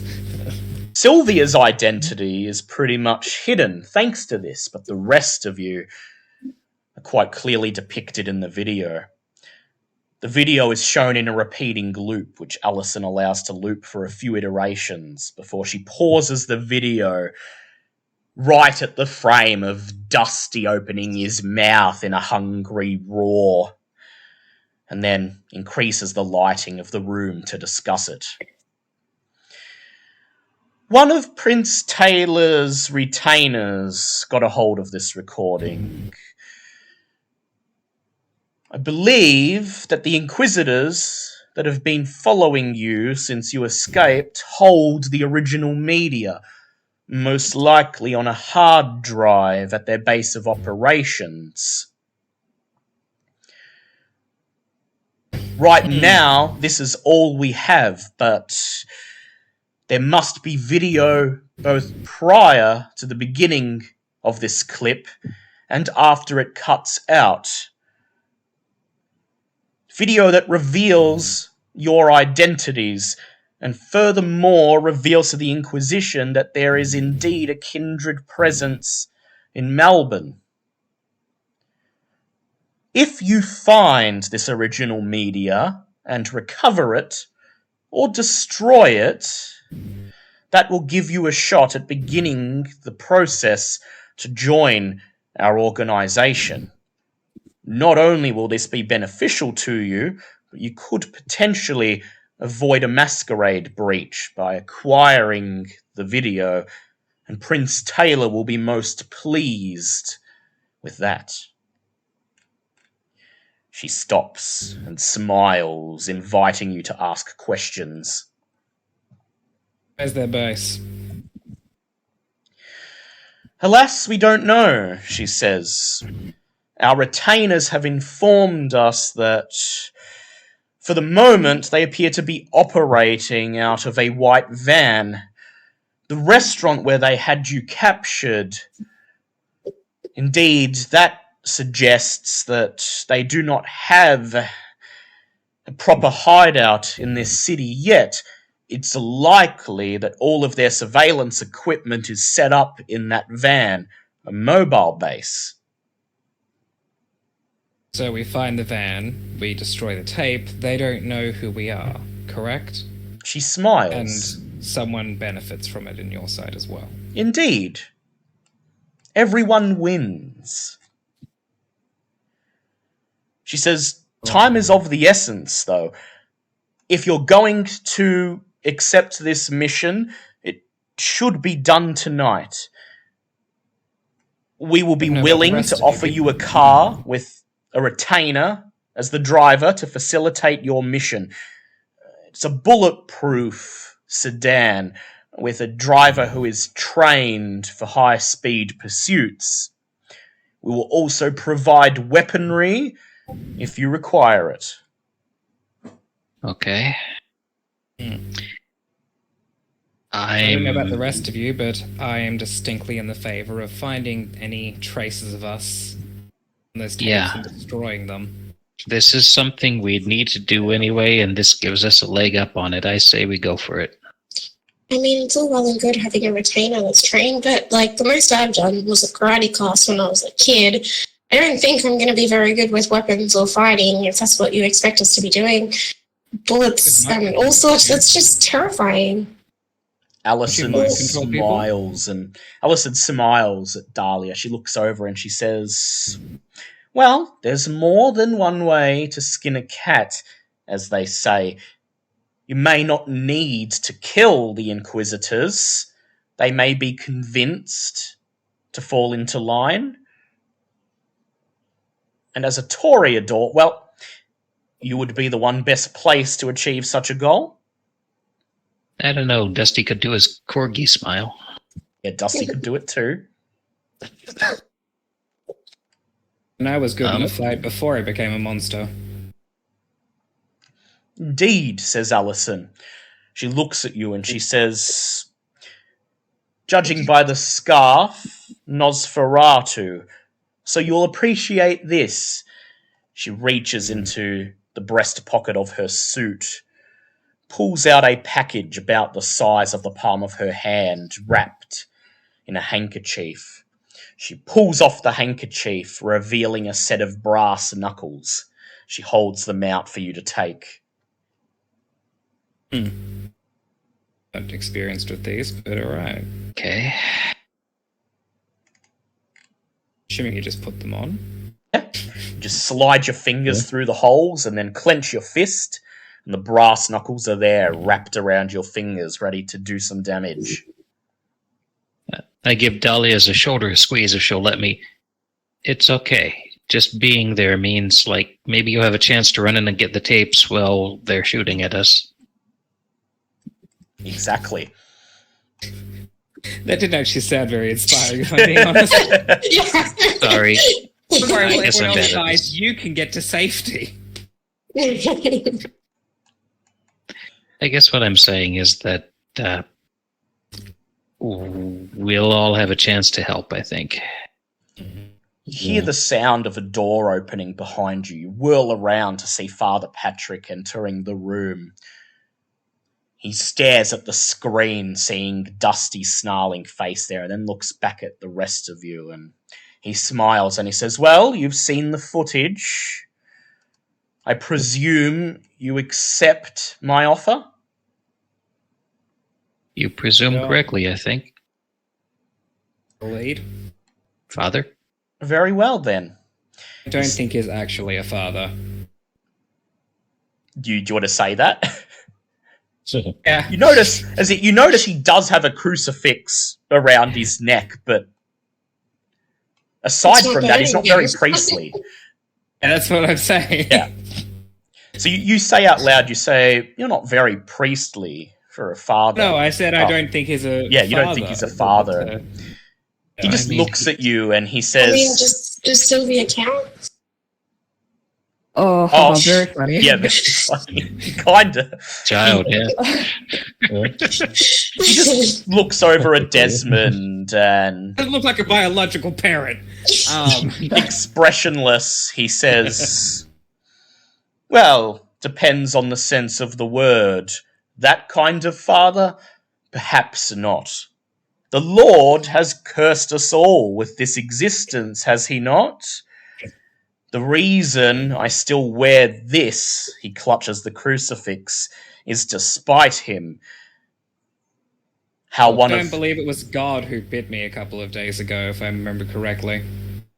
Indeed, nor was it the Lord who embraced me, and yet someone must have cursed us with this existence, and if I believed in the Lord before, I must believe this is his plan now, and so I spite him by continuing to serve him, even when he has clearly damned me." He takes a step forward, standing behind Sylvia, and then he places a hand on Sylvia's right shoulder. He leans over, and he says, "Sylvia, darling, I said you passed the test, did I not?" I still don't know what that means, but yes. He says, "What if I told you that you were the one who led the Inquisition to us?" I would say you're lying. He says, "And yet they came, and they knew the location of everyone else's embrace as well." He says, "I wished to test whether your acumen, your talents, would allow you to quickly rise through the ranks of an organization. Did not expect that organization to be a front for the Inquisition. And so, What? while you did as I expected, it is because of you that I nearly met the final death, and indeed, it is because of you that the sires of your friends may no longer be with us." I'm gonna get out of my chair just in case something's about to go down. Yeah, you just shift in your chair, stand up. And I mean, you did say that you ran away. That didn't really help anyone. And you left Sylvia as bait. You can't put it on her right now. Indeed, he says. The blame along to the next person. "I left Sylvia helpless, unconscious for them to take, but she was the one who brought them to me. I didn't feel compelled to stop and save her. And so, I will admit, part of the reason why I've made this offer to you is I'm giving Sylvia a chance to redeem herself and prove that she is useful to me. And so, Sylvia," he leans over your shoulder, grabs the top of your head with his right hand, and forcibly turns it to face Hey, you. now. Yeah. Then he looks into your eyes, lowers his voice to almost a whisper, and he says, "When you destroy the Inquisitors, you will remove all references to my name from their system." I stare back. Let's Yep. go. He smiles. He says one thing more. He says, "Do as I say." And then he lets go, steps backwards. And Sylvia, I would like you to please make for me let me just check. I would like you to please make a intelligence plus resolve check. Oh, it's on. Oh dear. He did the thing. Ooh. That was terrible. I have one success. One success. He has... Oh, but Yep. double ones? Does that cancel out? Yeah, double one ones. success. That's a botch. That's a botch. Lovely. So Oh, no. you feel his gaze burrowing through your eyes, digging into your brain, his words echoing through your mind. Do as I say. Do as I say. And you try to fight it, but you just can't. There's something to his words that compel you to do as he says. And as you feel yourself suddenly burning with hatred for this man, you realize that you have no choice. You must serve him. He has turned you into his puppet. You are under his complete control. Is there a noticeable change for the rest of us? Like, do we notice? No, there's the no change? indication aside from Sylvia, frowning, her face burning in obvious hatred. And Sylvia, because you got the botch, next time he attempts to dominate you, you will get a penalty die. Great. Right, yep. Because you've let him well and truly into your mind. So after that's happened, I hope this doesn't end up fucking us all up, but I'm gonna do the character thing. I step up to the priest guy and I'm just like, that's the one time you get to do that, or whatever. Ever again, mate. He looks at you and he smiles and he says, "Oh, is that so?" He says, "Well, let us hope that you get the job done and I will not need to do it a second time." Got anything Sir, we useful have for a us, or are vested we just interest. wasting our time with you? He just claps his hands together. He says, "I believe we're done for the night until you return with the footage. I merely wished to see you off before you left and wish you all the very best of luck." He flashes Wow. one last glimpse at Sylvia before he turns and departs the room, leaving you once again alone with Allison. Allison nods. She says, "I'll leave you here to discuss strategy. The car will be waiting for you outside. You'll know it when you see it. You may let yourselves out." And with that, she follows Father Patrick, pulling the door shut behind her, leaving you in the room. I catch it. Excuse me, Ellison. Yep. How private is this room? She stops in the doorframe, looks over her shoulder, and she says, "Oh, nobody will be able to hear you in here. Well, I can't be 100% sure of that. You seem to be the talk of Elysium tonight, but you can be mostly certain that what you say is safe in here." With 2 successes on an insight roll, is she telling the truth?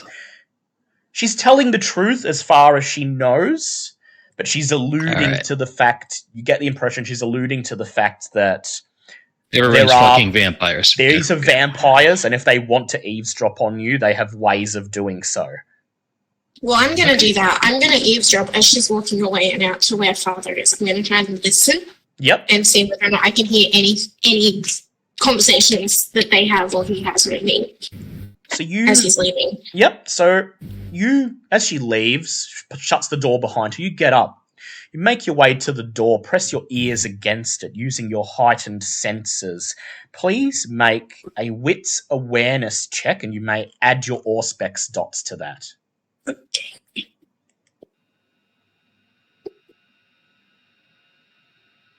So that's 7 dice.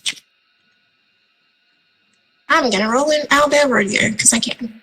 Yes, they've got virtual dice in there, by the way. I can't see them when you roll them, but you do get a little virtual dice tray and everything. Okay, I have 5 successes, but two 2 failures, and both the failures are 1s. Yep, so they cancel out 1 success, leaving you with 4 successes. Which is Still an still pretty good. overall success. So you press your ears up against the thick wood of the door, and instantly you hear the din of Elysium, the kindred outside, gossiping, discussing amongst themselves. You hear snatches of conversation here and there. The neonates might be promising. Yes, don't like the look of that ministry one. Anarch sympathies written all over him. Yes, but perhaps he may come around in time.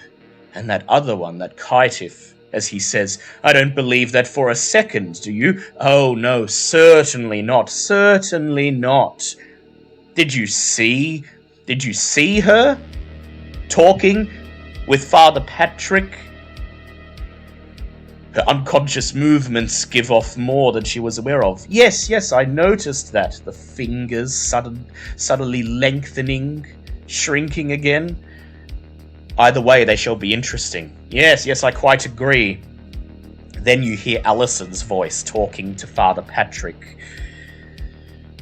Are you sure that this would not be better served if you were to simply do it yourself, Father? Oh, of course, Alison. I'm more than capable of besting a couple of Inquisitors on my own. Remember what I was in the old city. Remember what Prince Taylor asked of me. No, I could do it myself, but I wish to test Sylvia. The girl has messed up, but when you sire someone, you have to believe that there is some potential. And I still believe she has potential.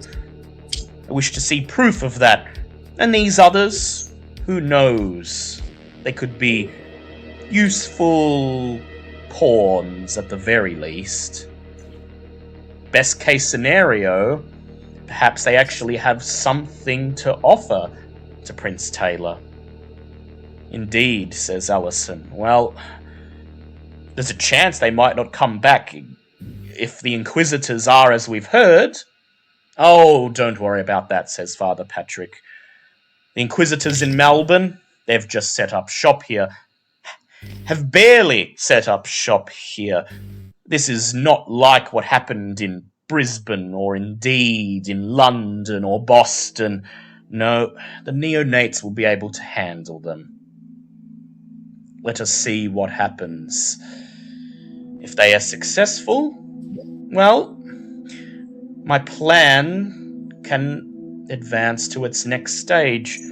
If not, well, they were not worth including anyway. He trails off, and you hear the sound of Alison's footsteps as she walks away, her high-heeled boots clip-clopping on the floor. I will just do a general gist of what they said without speaking too loudly. Okay. Would have guessed that people who murder people for fun can't be trusted. I feel like we should find out what happened in the other cities as well. Indeed. The second I saw them taking shots off a pale guy behind the bar, I knew this was going to be a shit show. Yeah. Yeah. Can't believe the woman who kept screaming about fascist seems like the better option. I mean, it's just like any political parties these days. I mean, the guy who... They're all just as bad as each other. Yeah. Just gotta pick They're one. all monsters. Jade was Yeah, right. you know who says that? Like Republicans who get caught doing shit. We don't have Republicans here in Australia. It's Labour's all Thank your gods. Ours aren't quite as problematic, but they have their own problems. Yeah, they can be pretty harsh. Yeah, I believe it. They're getting there. But Jade's believe words do ring in your mind. Don't trust I don't anyone. trust Jade in the slightest. They're all monsters. And that includes her. Sylvia, Oh, sorry, yes? Sylvia, your vampire dad's a jerk. Are you okay after he was Yeah. pushing you? Are you? Yeah. That was... It's pretty harsh. What's he saying to you? He just wants the tapes destroyed, basically. Well, that's kind of what we want too. So, Yep. but he didn't have to go all like mwahaha to get the point across. Yeah. I mean, up till that point, he was proud of running away and sacrificing you to save his own ass. What the fuck? And then he backpedaled on it to try to make himself sound cooler about doing it. This guy is so extra. You could.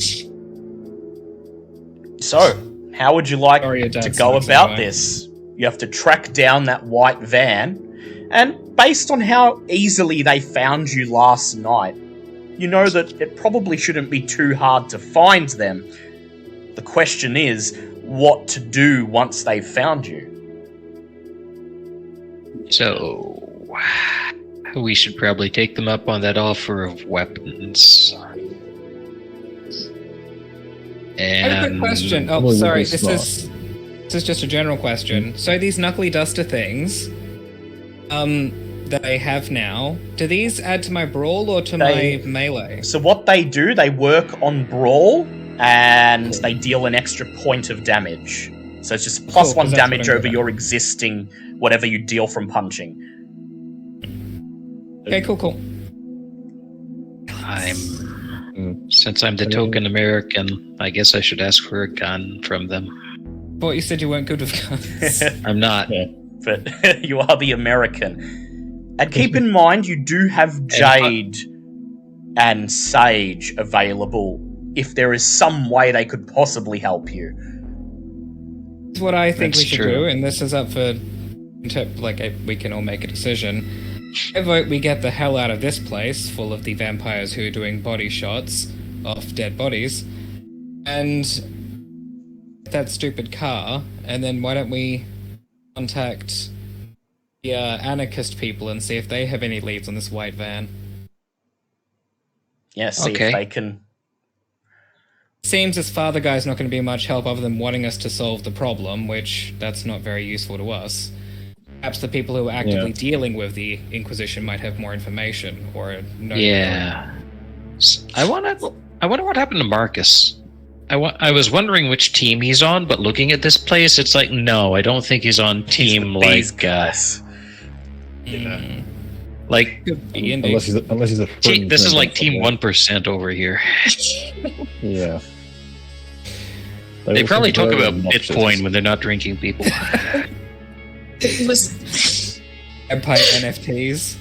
I was gonna say it's 2016. We didn't have NFTs yet. Thankfully. Yes. Oh my god, they're the ones who make it in the future. They're It all just makes around sense. the corner, and these guys probably are the ones who invent them, yes. So we'll pass Yeah. the room and they're working on ugly monkey cartoons, and we're like, I wonder if that'll be a thing later. Yes, probably a Ventru Okay. scheme. But that's really a good idea. Let's get what resources we can from Team Succula, and then get the driver in the car and call up the Anarchs and let them know. Okay, so we know that they're in a white van. What did we know about the restaurant? We knew that it was. Do you know it's in South Melbourne, and it's been closed for the last several months, and that it was Is there a apparently... reason?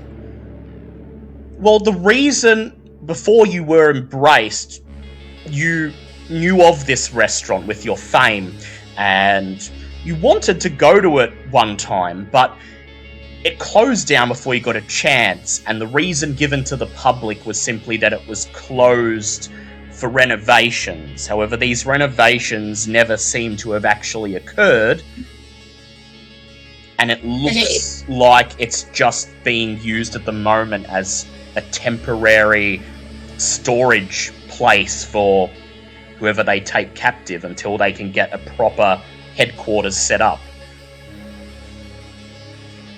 And we have a feeling that this place is now like ruined for them because we were there and we escaped from it and all that. Yeah, it's Do possible.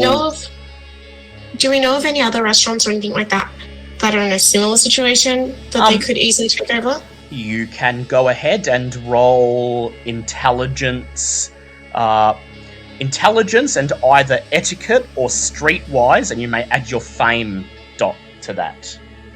Okay, that'll be etiquette. Okay. I really like that you can customize dice in Rodeo. They're really Yeah, cute. I know. My D&D players have so much fun with it. Oh, okay. I got... Is that enough dice? Did I roll enough dice then? Sorry. The other thing is you have to click on each dice rather than being able to roll 6 at once. 1, 2... Okay, so I got 3 successes, one of them being a 10, and 3 failures, one of them being a 1. So, you know that... So, you sort of do this in your spare time. You check out restaurants that have been spoken highly of amongst your certain scene, and you've got a list of these restaurants. You've been to about half of them, and you've got a couple that you haven't had a chance to get to, either because they're too expensive or they're too far away or you just haven't had the time. Or, in the case of one restaurant in South Yarra, known as The Secret, a restaurant that has been closed for renovations, coincidentally around the same time that the Enchanted also closed. And Mr. Dadlin, I'm getting your message now. Okay, cool. Yeah, cool. just message me if you want to do that. Yes. On which thing? Discord. Discord. I just don't notice it doesn't give a sound. Good, all good. But yeah, I will let the guys know that there is a possible place in South Yarra that they could be holding up in as well, similar to the place that we were found. And as she says the name of the restaurant, The Secret, it sort of occurs to you that both of these restaurants, The Secret and The Enchanted, have oddly similar mystical, whimsical names as well, perhaps drawing another connection between them. It's a good place to start, anyway. Jane, you thought you weren't going to bring anything to our possible murder plan. Yeah, what's up with that? And you used, like, Superman hearing on the door. That was cool. I have a bird. It's a really cool bird. It's kind of a creepy bird. You could possibly, if you want to go even further, you could possibly get a premonition. Yes? Can I try that? Yeah, go ahead. Please make a rouse check. You got all the powers. Yeah. Auspex is fun. Rouse check is my willpower? Yep. So rouse check's just D10, and if it's 6 or above, your hunger does not go up. Okay, let's go. There's a 2. 2? Okay, so your hunger goes up by 1, but you still get the premonition. Close your eyes, lean back, sinking into the seating, and there in your mind's eye, your Auspex grants you a premonition, the blood gifting you with supernatural insight. You see a van coming to a stop at the end of a cul-de-sac. And as the van comes to a stop, the car you're in swerves to block its escape. The back door of the van bursts open and out step 3 men in black suits, each of them carrying submachine guns. Slung underneath each submachine gun is a wooden stake. Fake bayonets. Your senses return, flooding back to you as the premonition vanishes. I relay the information to the group that I just got. Okay. Okay. I didn't realize this place was just going to be as bad as America with guns. So we were a bit better here. Although, to be fair, these guys are very possibly government agents of Probably some description. Americans. Yep. probably do. You probably have way Ran less out of school people to shootings. shoot there when they came here. Yeah, that's not going to happen anytime soon, sadly. But you have been gifted with the insight that there appears to be 3 of them. That's funny because I was thinking we could cut off their car, trap it somewhere, cut off their van, trap it somewhere, and then. Okay, so I'm thinking. Pretty good odds for us. Yeah, I'm thinking my role is to fire a gun and look menacing, so they focus on me. While you guys take care of business. So if I've had the premonition, that's going to happen. No, it doesn't necessarily have to happen. It's giving you a glimpse of what could possibly happen. Could we, like I say to the group, could we use this to our advantage and set them up if we know this could happen? Yeah. Yeah, like maybe only some people are in the car, and the other people come in from behind the van, behind those guys. Or they spill out to face the car. Yeah, see, there you go. But premonitions are something that's most likely to happen unless intervention happens. So if we know they're going to do something, we can use that information to slightly alter it in our favor. If you are going to attempt to trap them, might possibly require more than one car, though, so you can fully block off a street. So let's get these any weapons we need, and go get the driver and go call Sage and Jade. They have any of those? Might be. I'm not sure what kind of supplies these creepos have, but do they happen to have any of those little crossing spike things that the police throw down for car races? They might. They might. The rollout spikes. Yeah, there's enough money here. They probably have some police friends. And if somebody, say, who can stay completely invisible when they're motionless was to wait for the van to cross, could easily unroll it behind them, and then they can't reverse to escape. Good idea. So, right. Desmond, I'd like you to please make a charisma and either etiquette or leadership roll, please. Yay, leadership! I have that one. Good man. I can probably deal with the tires once we get them stopped, but yeah. Yeah, you can. But yeah, that's also a good thing too. The charisma and leadership.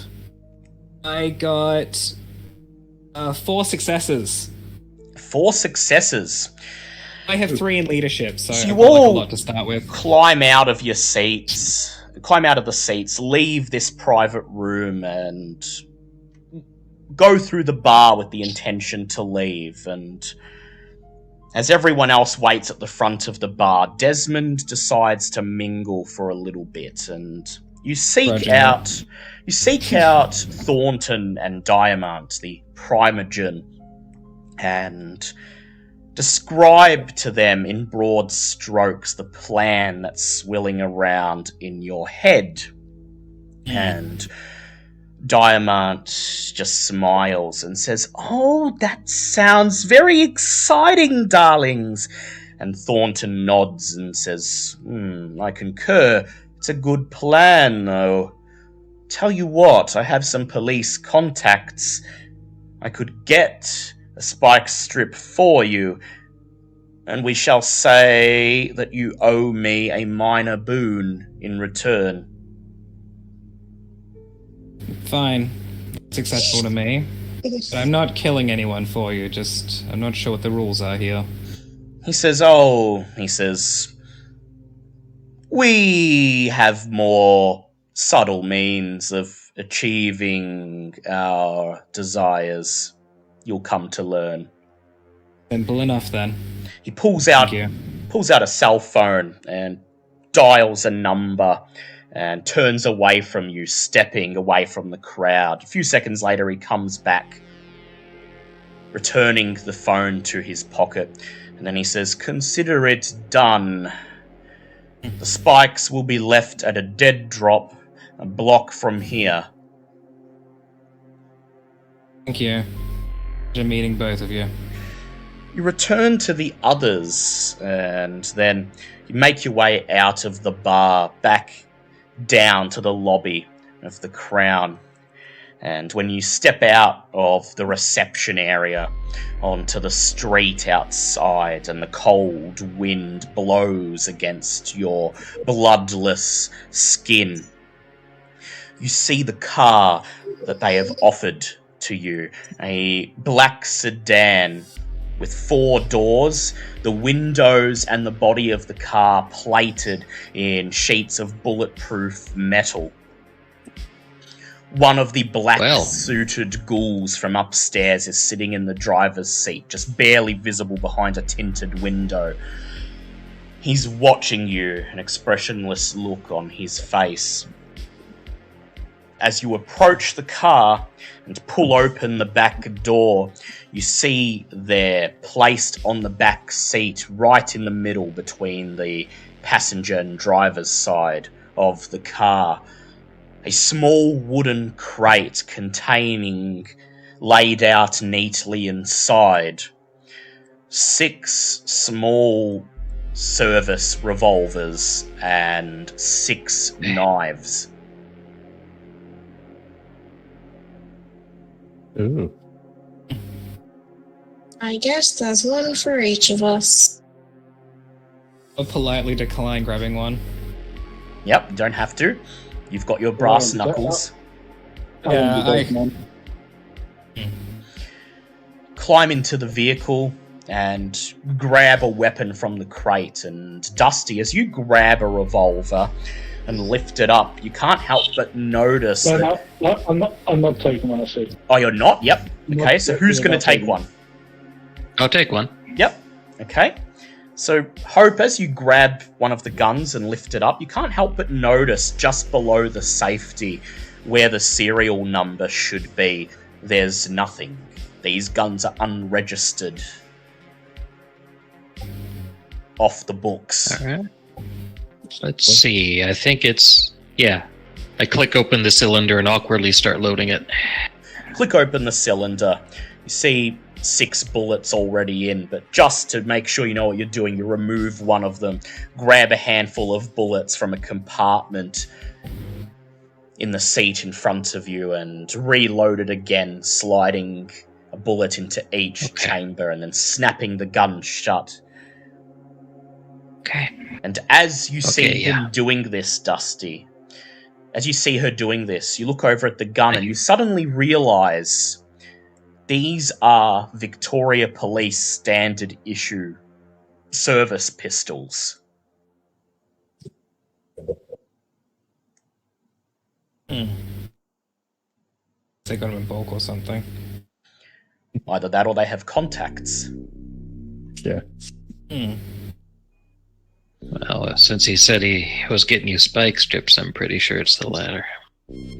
But sure enough. Well, all right. You lean, stress about it. You lean forwards, knock on the glass window that separates you from the driver, and the engine roars to life. The driver pulls away from the curb, joins the procession of traffic, and when you reach the intersection at the end of the street, Desmond, you knock on the window once again and call out for him to leave the engine idling. Climb out of the vehicle and make your way into the alleyway between 2 glass skyscrapers filled with dumpsters and wheelie bins as bits of old newspaper and food wrappers blow across the asphalt in the night wind. I would like you to please make a wits investigation check.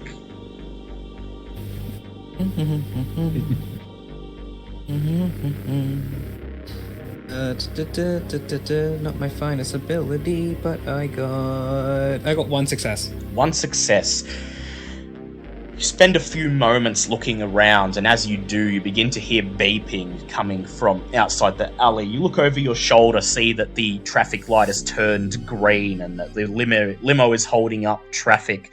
So you quickly stare from left to right looking for this dead drop, and then you see a line of red paint just left under the lid of one of the dumpsters, only visible from a certain angle. You rush over and lift open the dumpster lid, and sure enough, rolled up in a bundle inside is a police spike strip. I pick it up and I rush back to the car. Yep, you grab it and rush back to the limo and quickly dive into the back seat as the engine roars to life. One of the others pulls the door shut behind you, and you dump the spike strip at your feet as the driver slams his foot on the pedal, and you lurch forwards as the car barrels through the intersection. You have the spike strip. What's next on the agenda? Who's got the flip phone? I believe Dahlia had it last. Yeah, I think I still have it. Okay. You want to give them a call and clue them in on stuff? Do we Get need them to clue ready? them in on stuff? If we've already got it planned? All right. Oh, right. Yeah, you might We not. can use the Not spike saying, strip. not saying we can't tell them, but I'm just clarifying we already do have a plan, yes? You do have a plan, All right. but no plan survives first contact with the enemy. Maybe Does we if could you get them kill as them straight reserves away. in case. Yeah, you guys do whatever. I was just trying to figure out what the plot was. I mean, we can talk to them, but do you think that that'd be useful in this situation? That's There's up no to them. real harm. And we still need to find the van first, so Yeah. they could help with that. We have an idea of where it's going to be. Do we know about, like, looking at the map, do we know about the difference in the borders? No, not yet. Okay, so I mean, Did your vision give you like a street name or something where it seemed to be happening, or Well, she knows the address. She knows where the secret is, just because it's a restaurant she's familiar with. Her vision I don't know. did not. Yeah. Yeah, her vision. She doesn't know where that took place. It just seems to occur in a cul-de-sac somewhere. okay? South Yarra being a residential suburb, there would probably be multiple streets that end in a cul-de-sac. Because it's in the car, I've decided, because we didn't say where it was. I'm gonna open the window. Bird, I want you to go to that restaurant we were talking about and see if you can spot a white van. Ah! Says the Okay, bird, and it's been flying alongside the car. At this point, it just looks at you, caws, and flaps its wings furiously, speeding ahead, and you watch as it's swallowed up in the darkness ahead. And Okay, if you can do that, that's pretty cool. Cool bird. I mean, I can send them a text and just be like, "Hey, we had our meeting," and let them know that that's happened. yeah, you can do that if Do you it. want. You don't have to it's not a hard one to use, right? It's not touch phone, so you can just actually type. Yeah. So it's basically just up to you if you want them to know what you're doing. Didn't say we couldn't tell them. No, I think we should at least tell them that we've had our meeting, and they maybe just that they want a favor from us, and see what their reaction is to it. Okay. Okay. So as the driver continues to just drive the limousine around the CBD aimlessly, Dahlia pulls out the flip phone and sends a text message to Jackie's number reading, "Had our meeting, they want a favour from us." The phone beeps 30 seconds later. Jackie, quick to respond, simply says, "Yep, sounds like the cam. So, what are we dealing with? Anything that we can help you with?" Are we on speakerphone, or is it just It's just you? text. Just texting. We're just texting, right. I'm very slow at texting because I'm used to a touch Yeah, phone. I'm so used to having to yeah, press so the she's button just 6 times. So you just hear the phone going, Yeah, it did. Yeah, As it's she goes really through the slow letters. texting. Well, I let them know that they've asked if they want help with anything. Maybe Yeah. I'll just ask them, do you know about the restaurant called The Secret? 30 seconds later, the phone vibrates again. Another message from Jackie. It reads, was on Marcus's list another possible SI safe house.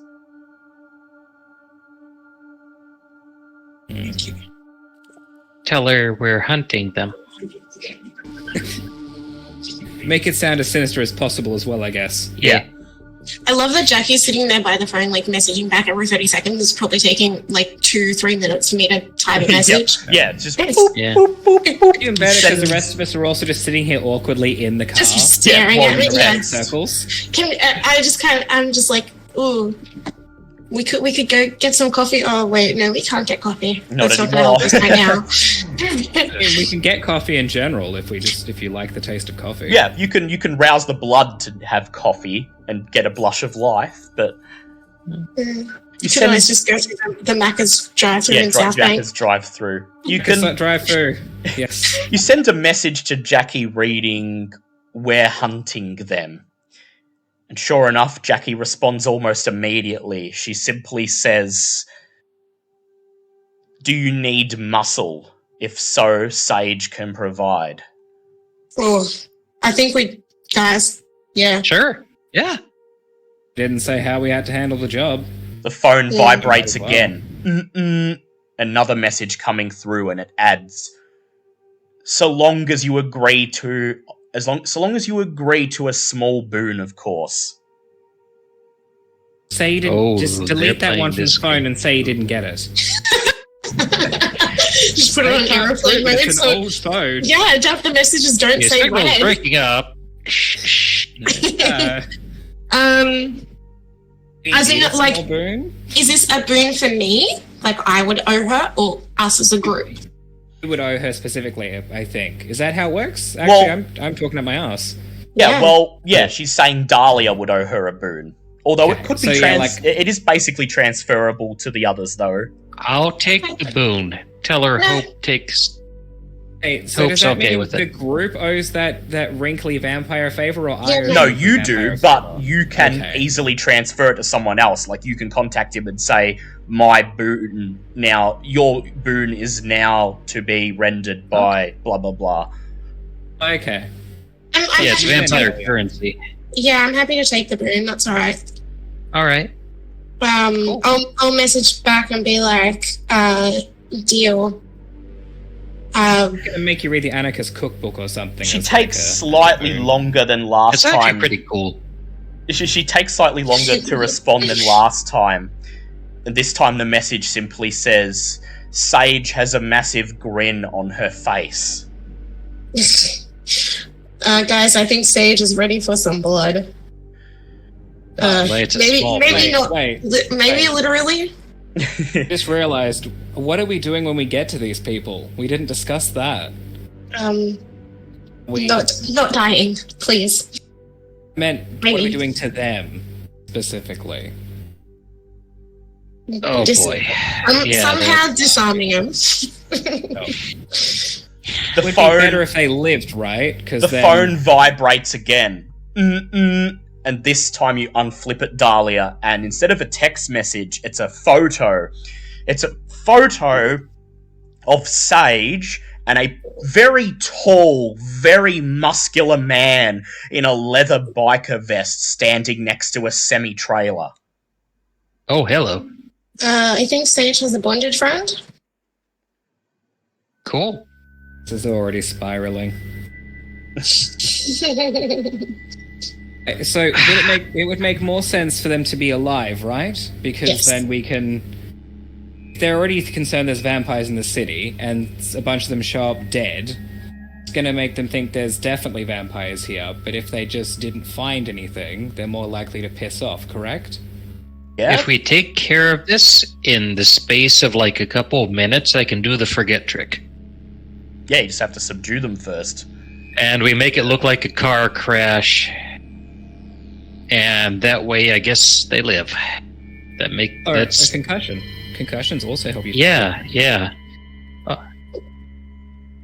Um, Does that sound good? Is that the way we want to do this? they have a lot of weaponry. They do.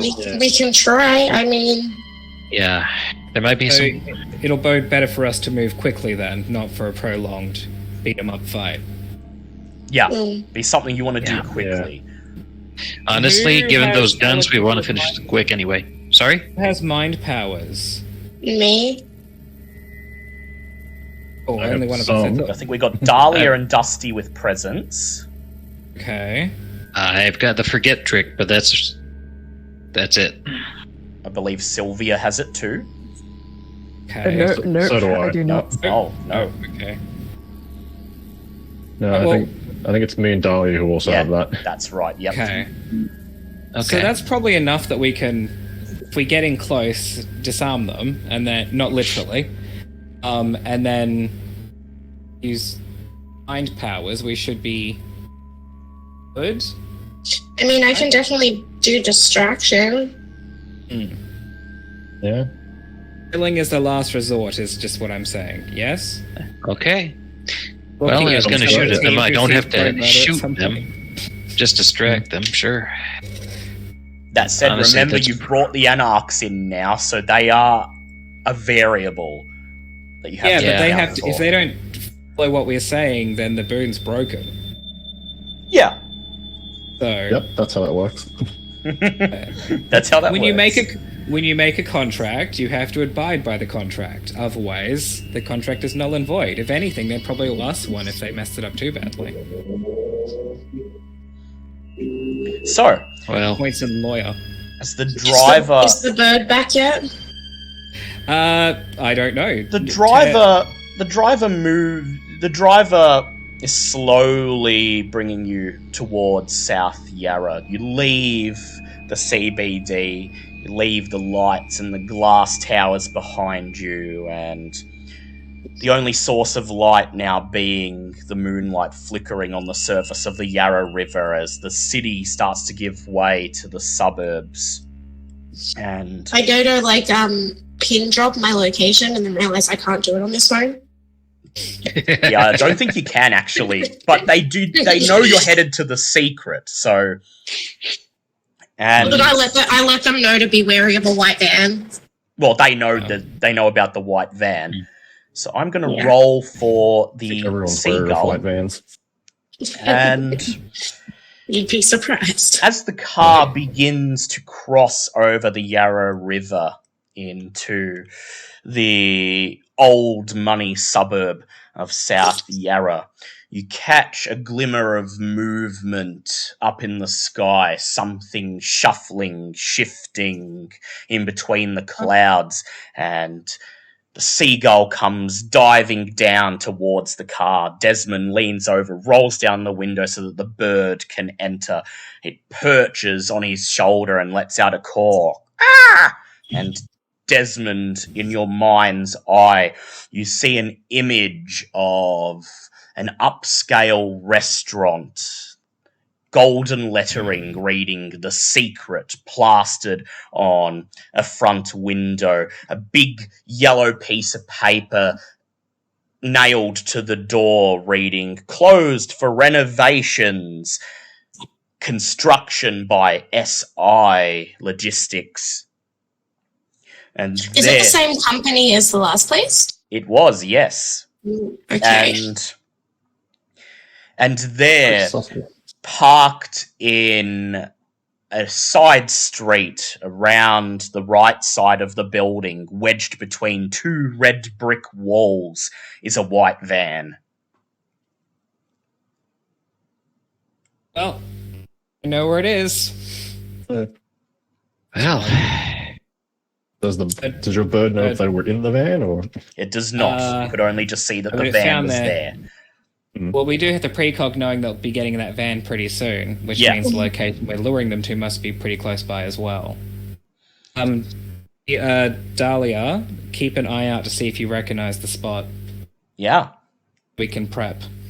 I will do that.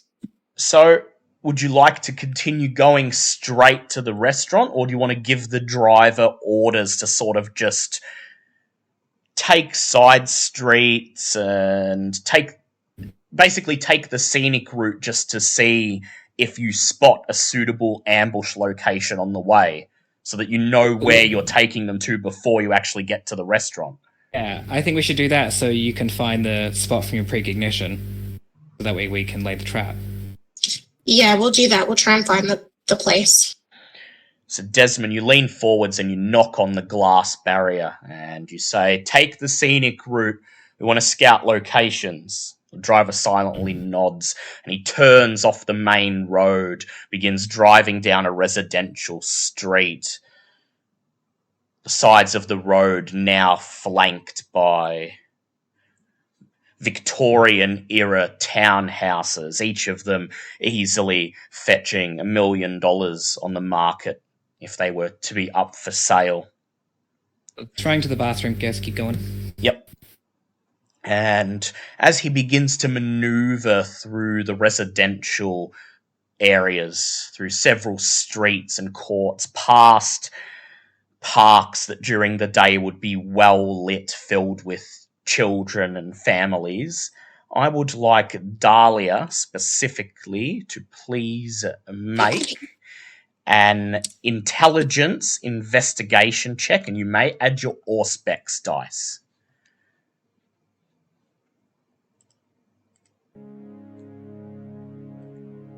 Okay, that is 3 successes. 3 successes. It happens about a block away from the secret.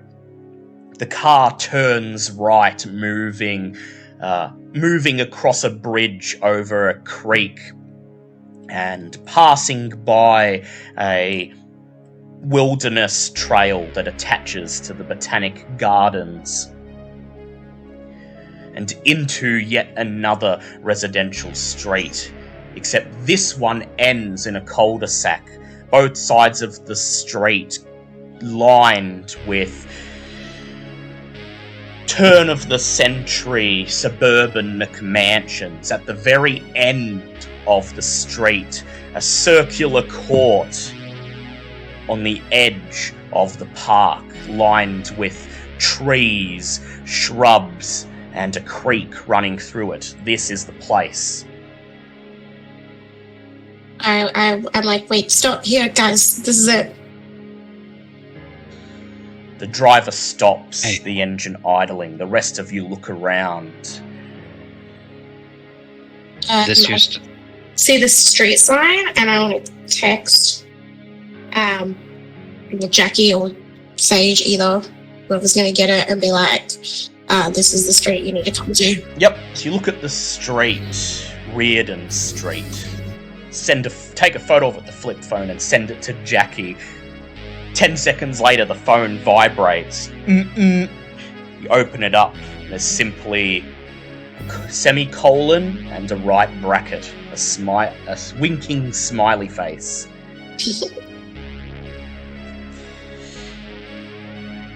And so, this is going to be where we get off. Somebody gets off the spike strip too.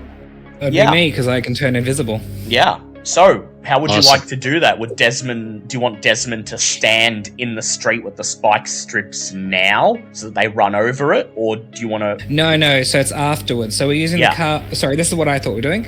So we're using the car at the front to be like they can't get past that way, and then once they've moved into the alleyway, I unroll it behind them so they can't back off. Ah, yes. Very well, very well. Because and they're very fast to deploy. Yeah, So, so as... I can just stay in the side and then So do it. as you enter the street, Desmond quickly gets out of the car and just stands on the side of the road and rolls out the spikes. Very well. Are you all No, they're not prepared? rolled out. I'm holding on to them. Yeah. All prepared? Yeah. Climb back in. You knock on the window to let the driver know you're ready. He nods, drives to the end of the cul-de-sac and Do we turns want around. all of us in? Sorry, do we Yep. do we want all of us in the car, or do you want people in the cul-de-sac ready, guys? Yeah, that's a good question. Yeah, we probably want at least one other person with Desmond, just in case. Like, I know I'm in the car. Yeah. Desmond, So- it's your plan. Who do you want as backup? Wait, whose plan? What? Yeah, Desmond, who do you want as backup? Oh.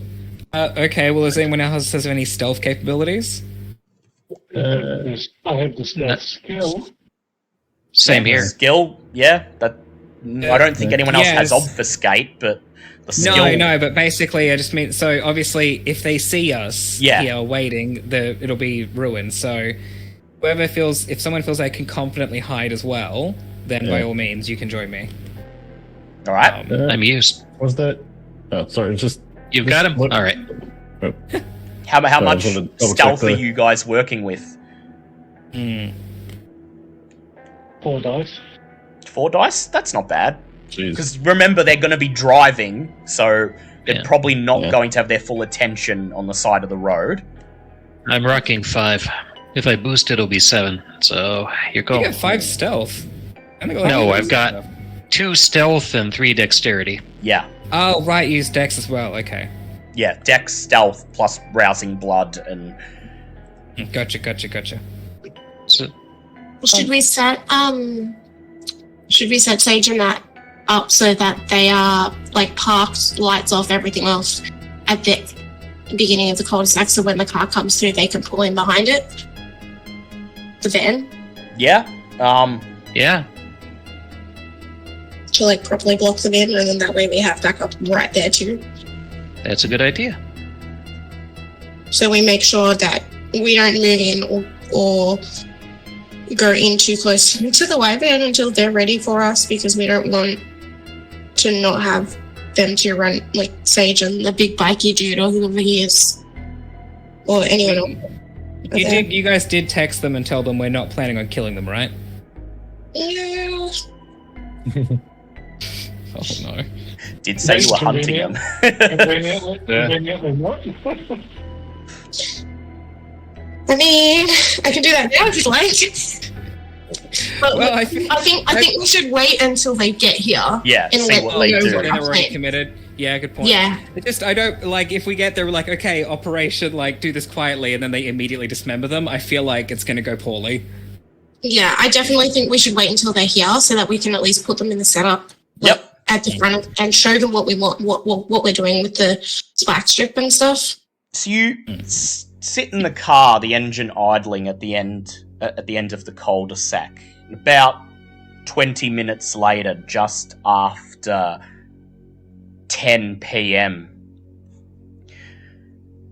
you see the driver look up at the rear-view mirror, and following his gaze, you see it, this huge semi-trailer filling up the entire street, blocking out all of the ambient street lights behind it as it comes tumbling into the cul-de-sac.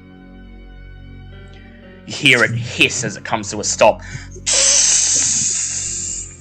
next to your car, and the driver's side window of the cabin rolls down, and you see the muscled bikey man, his head bald as a cue ball, save for a single black mohawk running through the middle. He smiles a toothy grin, and he says, "You're Sage's friends, right?" Yep. He says, Yes. never thought I'd be doing a favour for the cam, but here we are. Suppose it's all in good fun, eh? But yeah. It's a mutual benefit kind of thing. Behind him, you could see Sage, and she flashes you a smile as the man leans over the side of the window, and he says, "All right, so how are we doing this?" We let them know our plan. Of luring the van back here, rolling out the spike strip and having them block them in and come out, and let them know that there are at least 3 plus a driver with the weapons that they have and the gear that they have. Yep. And don't kill them. Yeah. Oh, And then frowns. erase the memories. The Or driver force of the them not truck to tell frowns, and he says, sure you want to go with that? The objective is not to kill them. Well, This is for the information. the objective is to not let them know that we're around, basically. We don't want them to stick around, obviously. If we kill them, we'll probably end up with more. They put us in a meat locker, though, so they probably already know we're around. Yeah. That said, They haven't the main transferred objective is a lot to of the destroy information. the records and tapes and stuff they have in the van, yeah? Yeah. Yeah. But also, they can't be allowed to keep their memories of the incident either. Because God knows what they might remember themselves. So, mind control, threats, whatever it takes. Sage leans No, I don't over, think she they can whispers keep any. something in his ear, and then he turns back to you and he says, well, I wouldn't be one for putting my life on the line for the cam anyway, so how about this? We'll leave you to deal with them. Sage and me will put the frighteners into them and make sure they're not in any position to drive out of here.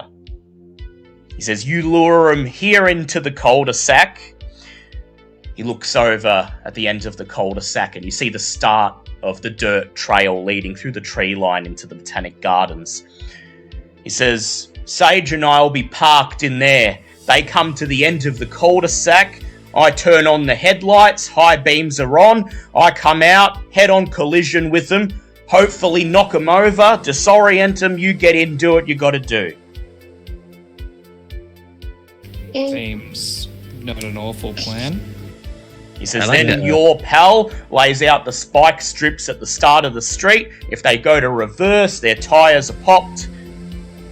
Be an easy matter to track them down. Works for me. Alrighty then, he says, smiling. He says, oh, I've been waiting a long time to have a crack at these Inquisition guys. Oh, they're gonna rue the night that they fucked with Colin the dog Cisco. He nods. I'm not beaming. laughing at his actual character in game, but Yeah. Yeah. Nods, beaming. And then you watch as the semi-trailer starts once again to groan along the road, moving beyond the tree line, taking its position Alright. at the head of the trail. You knock on the driver's window. He nods, pulls a U-turn and speeds out of the cul-de-sac towards the secret. Waving bye to our friends that are left there. Yep, Dahlia's just leaning out the window, waving at the behemoth of a vehicle that's waiting in the tree line. So who was waiting there with Desmond? Yep, I don't think we can figure Desmond that out. and Derek climb out, take their places at the very start of the street. Desmond on one side, Derek on the other. I think Dusty's there as well. Was it Derek, Dusty, and I think it was Hope. I offered. Do you want me there? just one person is probably sufficient to hang out with me. And I'll be in the car. Yeah, alright. That's You- unsafe. You watch as So Just who's get- hanging with who? Okay, hang on. Yep. Who is going with me? Okay, no one. All right. I think it's just Derek. I mean, I was just asking like who was staying back. Oh, I don't yeah, think we who's up? confirmed So that yet. who is? Dusty. Is it? I was gonna say, wasn't it Dusty? Oh yeah. Dusty has two stealths. Yeah, so Yeah. Dusty climbs out of the car. So does Desmond, taking the spike strips with him. And as Desmond takes his place on the street corner, he stands perfectly still, and before your eyes, it's almost like he's swallowed up by the darkness, completely invisible. It's so cool. Dusty, please go That's ahead. right, I've got shadows and birds. Yeah, shadows and birds. Dusty, please go ahead and make a Dex stealth check. 1. And you can rouse the blood if you want some extra dice. How does that work? So you do a rouse check to see if you get hungrier, and regardless of whether you get hungrier or not, you get 2 extra dice in the pool. Oh, I'll do that. So I don't get hungry. Yep, lovely. Dice gives me 31. So how many successes altogether? 10. Alright, 3. Alright, very good. So, Dusty, you head to the opposite side of the road, climb over the small red brick wall that blocks off someone's front yard, and crouch behind it, taking shelter in the shadows. And you wait The car leaves without you, and 60 seconds later, the rest of you are rounding the corner onto the main street, running through the middle of South Yarra. Sorry, I just had an idea. Dusty, you should run out and just try and steal the keys from the van when we pull them over, so they can't stop driving away if you can, and take care of the driver. Yeah, that's a good idea too. So you tell Dusty to do that, and now, as you round the corner, about a block away from where you are, you see the restaurant that Desmond described through his bird's eye view, the Secret. Ah. So I've got a plan for luring them if nobody else has a better idea. What's your plan? I close my eyes, and when I open them again, they're literally glowing red solid orbs. Ugh. Ooh. Eyes of the beast. Yep. Then I roll down a window and stare at the restaurant. Yep. So as the driver slows down and you begin to pass the restaurant that in the daylight looks like it would command the attention of everyone else in the street, clearly the center point of the night, clearly the center point of any social scene in this area.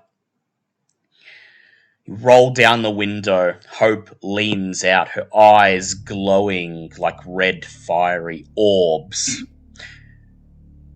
You get about halfway past the restaurant before it has the intended effect. You hear the sound of a car door slamming. Suddenly the headlights of the white van in the side street burst to life and the engine roars as its wheels begin to roll and it screeches out onto the street. Pull my head back in. You pull your head back in as the white van screeches out onto the asphalt. The driver of your vehicle slams his foot on the pedal, jolting you all forwards as the car speeds up. Driving to the very end of the block, you hear tires screech as he wrenches the wheel to the left, rounding the corner, and you see the white van barreling after you before it's obscured by the side of a building. Okay. Do you trust in the driver to do what's necessary, or is there anything you'd like to do to ensure that this goes to plan?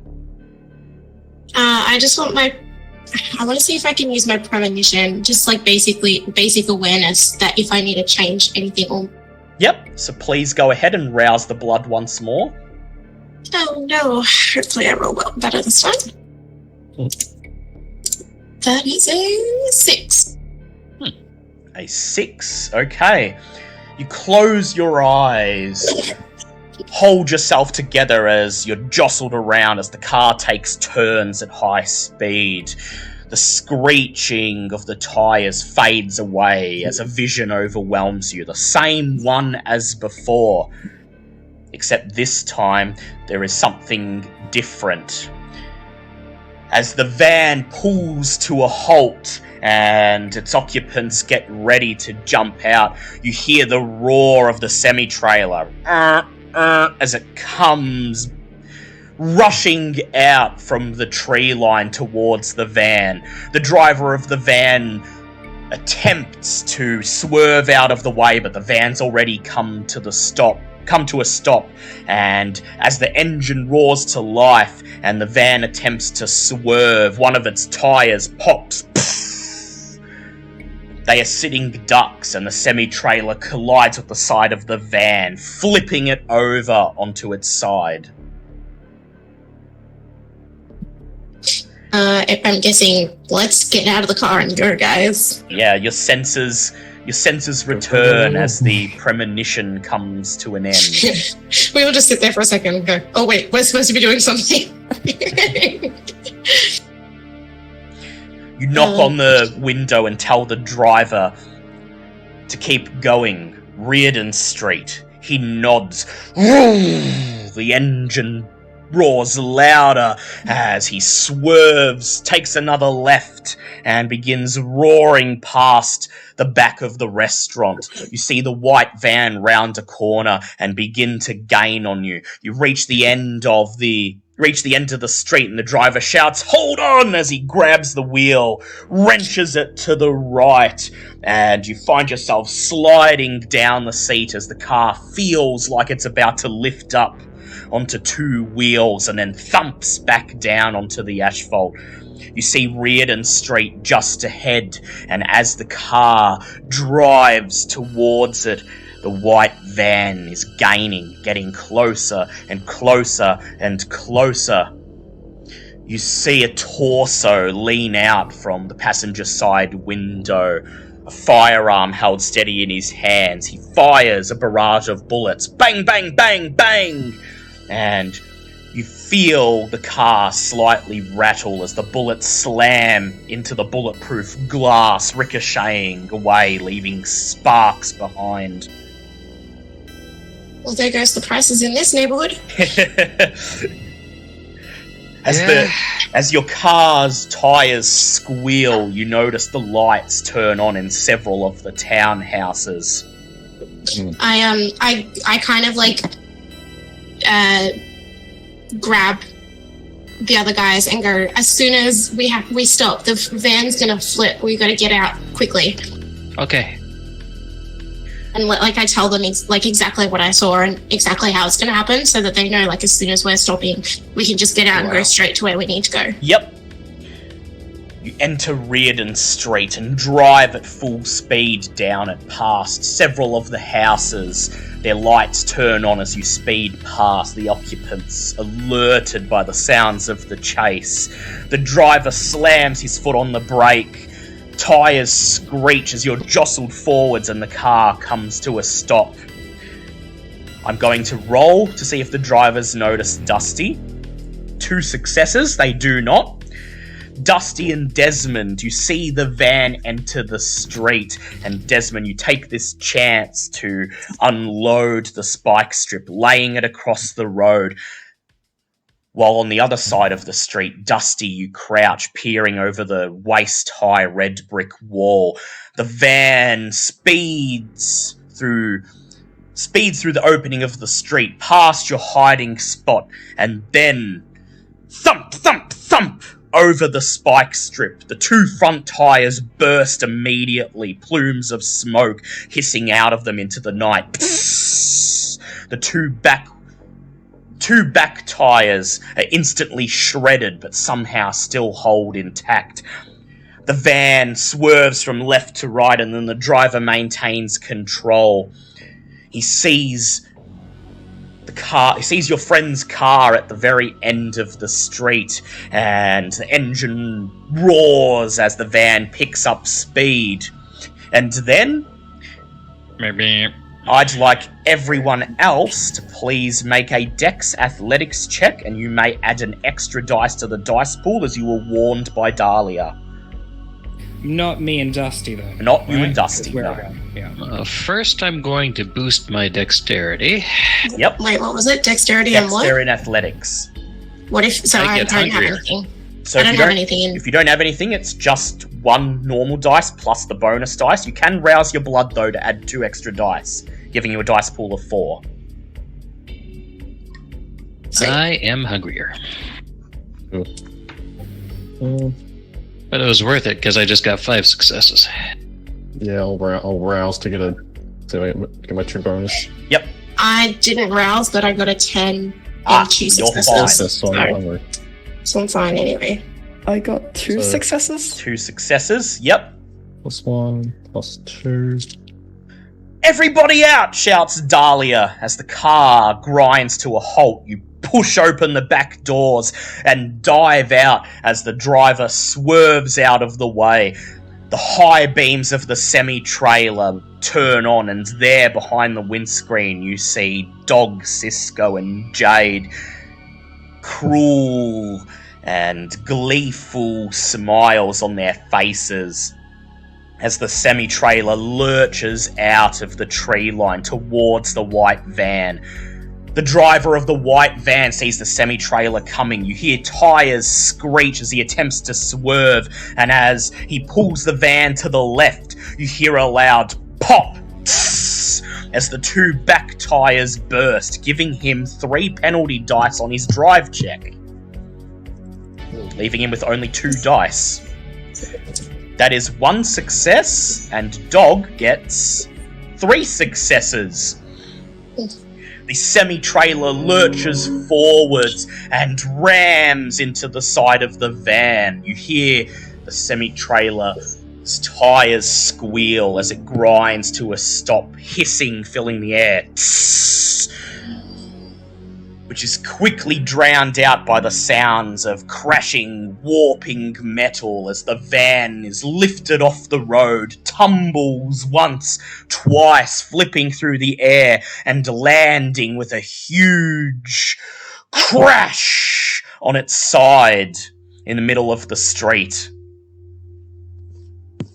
What do you do? I'm just shocked that all went so well. Yeah. Let's go to the van before they actually get their weapons out. Everyone, I'm sure everyone just sprints Jump out at the and run van. for the car. Run for the van, Get yeah. out, run for the van. Yep. Right. So I want them. Yep. So I want to distract them. So I'm going to put a shot into their windshield, not aiming at anyone, just trying to break the windshield and draw their attention to me while my friends get close. Very well. That's what I'm doing. Okay, so go ahead, Hope, and please make a Dex firearms check. Okay. 2 successes. You see the driver and 1 passenger suspended in the air from their seats, rubbing their heads as they orient themselves. One of them sees you raising your gun and he quickly fumbles, raising his own. Bang! The shot goes off, planting a bullet in their windshield, shattering it. Both of the men duck behind the dashboard, shielding their faces with their hands, and Then I take cover. you take cover, and the passenger fires his gun blindly, the peals of gunfire piercing the silence of the night. Go ahead and make a Dex Athletics check, please, Hope. Alright. This is why I boosted Dex. Gets 1 penalty. 3 successes. 3 successes. Okay, and he gets 1 penalty die because he's surprised. That is 2 successes. Bang, bang, bang, bang, bang, bang, bang! You feel the bullets whiz past you as you run to a red brick fence, diving over it and taking cover in the front yard of someone's house. The rest of you rush towards the van. As you reach the van, you see the back doors slightly ajar burst open, and 2 men, each armed with a submachine gun, come crawling out, dragging themselves across the asphalt. One of them has blood pouring down the front of his suit. They see you coming, quickly scramble to their feet, raising their weapons, and one of them shouts, "Blank bodies! Engage! Blank bodies!" It's made a very huge assumption about us, I'm just saying. I know, right? I mean, he's right, but still. Hey, but he's more or less racially profiling right now. He is. What's Yeah. Was there? Sorry, there was 2 coming out the back. 2 coming out the back. They see you coming and they have just enough time to raise their guns before you're nearly on them. Cool. Can I want to try and lock eyes with one of them, and I just look at him and go to sleep. Okay? And I attempt to mesmerize him. I would like you to please make for me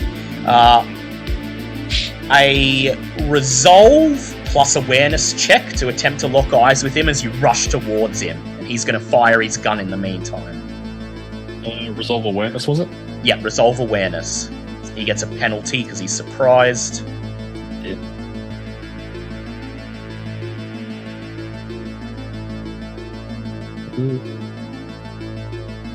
It's 2 successes. 2 successes to his 3 successes. As you rush towards him, you gaze at his face, attempting to lock eyes, but he gets a shot off before you can. Bang, bang, bang! The bullets pound into your chest, and you take 4 points of superficial damage. Oof.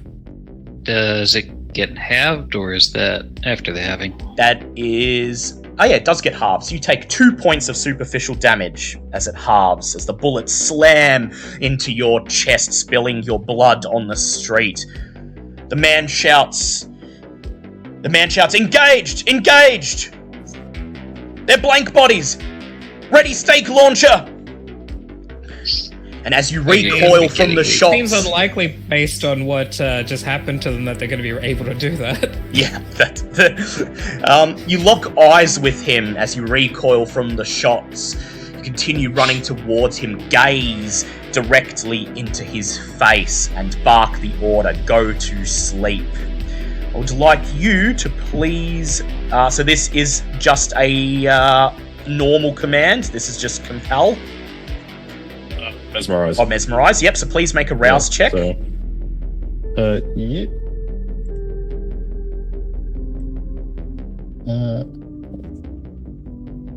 There's a fail. So Yep, so you get hungrier. Then, yeah. It just happens if they're unsuspecting, otherwise it is a contested roll, which I'm assuming it is. Yep, so make a manipulation plus dominate check, please, versus his intelligence plus resolve.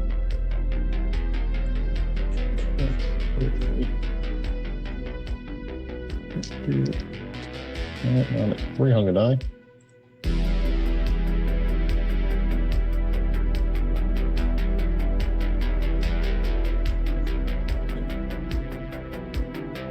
Oh, that is 4 successes. 4 successes to his 2 successes. He raises his gun, places his hand on the wooden stake, and is ready to fire again when you bark the order. Go to sleep. He looks back at you, blank for a moment. His companion turns to the left and says, "Blank body countermeasures! Enact blank body countermeasures! Don't listen! Don't listen!" And then you watch as the man simply drops to the ground, falling face first onto the asphalt, unconscious. What are the rest of you doing? I am avoiding. Yep, so Dahlia, you're just ducking for cover. I'm ducking for cover, but I want to go to the van. Yep. Try and get inside it. Yep, to get inside the van. Okay. But avoiding all of this as much as I can. Yep. And Hope's already fired. Sylvia, are you doing anything? So there's one other guy left standing right now? Yep, he's standing. Alright, I will also just run straight for the van, I guess. Would it be fast if I use Soaring Leap to just leap towards the van? Yeah, you can do that. So I would ask you to please make a Dex Athletics check, and you may add your celerity. And Dahlia, please make a Dex Athletics check. Gosh. Oh. Oops. I am not an athletic person. I'm moving to the van as well. Do I do the same? Yep, do the same, please, Dusty. Does the boosted Dex from earlier still apply? No, that one's gone now. You needed to do it. Oh wait, no, it's the same scene, so you still got it. That's 1 success and 1 crit failure. Yep. And another failure. Sylvia, how'd we do? 3 successes. The Sylvia leaps forwards as Dusty and Dahlia run towards the van. Desmond, are you going to join the fray as well? Yeah, I'm running up to the thing. I'm gonna go to try to take the gun off the other guy. Yep. Okay, so that is 2 successes from the Inquisitor. Enacting blank body countermeasures, he shouts. He pulls a lever on the side of his gun, and with a thunk, the stake detaches, flying through the air towards Sylvia. But she's too fast, leaping through the air like a blur, and landing in front of the van. The stake hits the wall behind her and bounces uselessly onto the asphalt. Desmond, you're rushing towards him. Please make a strength plus brawl check. Okay, that is a total of 4 successes and 2 of them are 10s. Whoa! Okay, so that's actually 5 successes. Punch, yeah. As you rush towards him, the Inquisitor agent raises his gun and attempts to get off a few shots, but you're too fast. You feel the bullets whizzing over your head. He lowers his gun and with his left hand reaches for his belt where he pulls out a combat knife. Then he grits his teeth and he says, "Come and get it, blank body!" Rush towards him. He's gonna roll.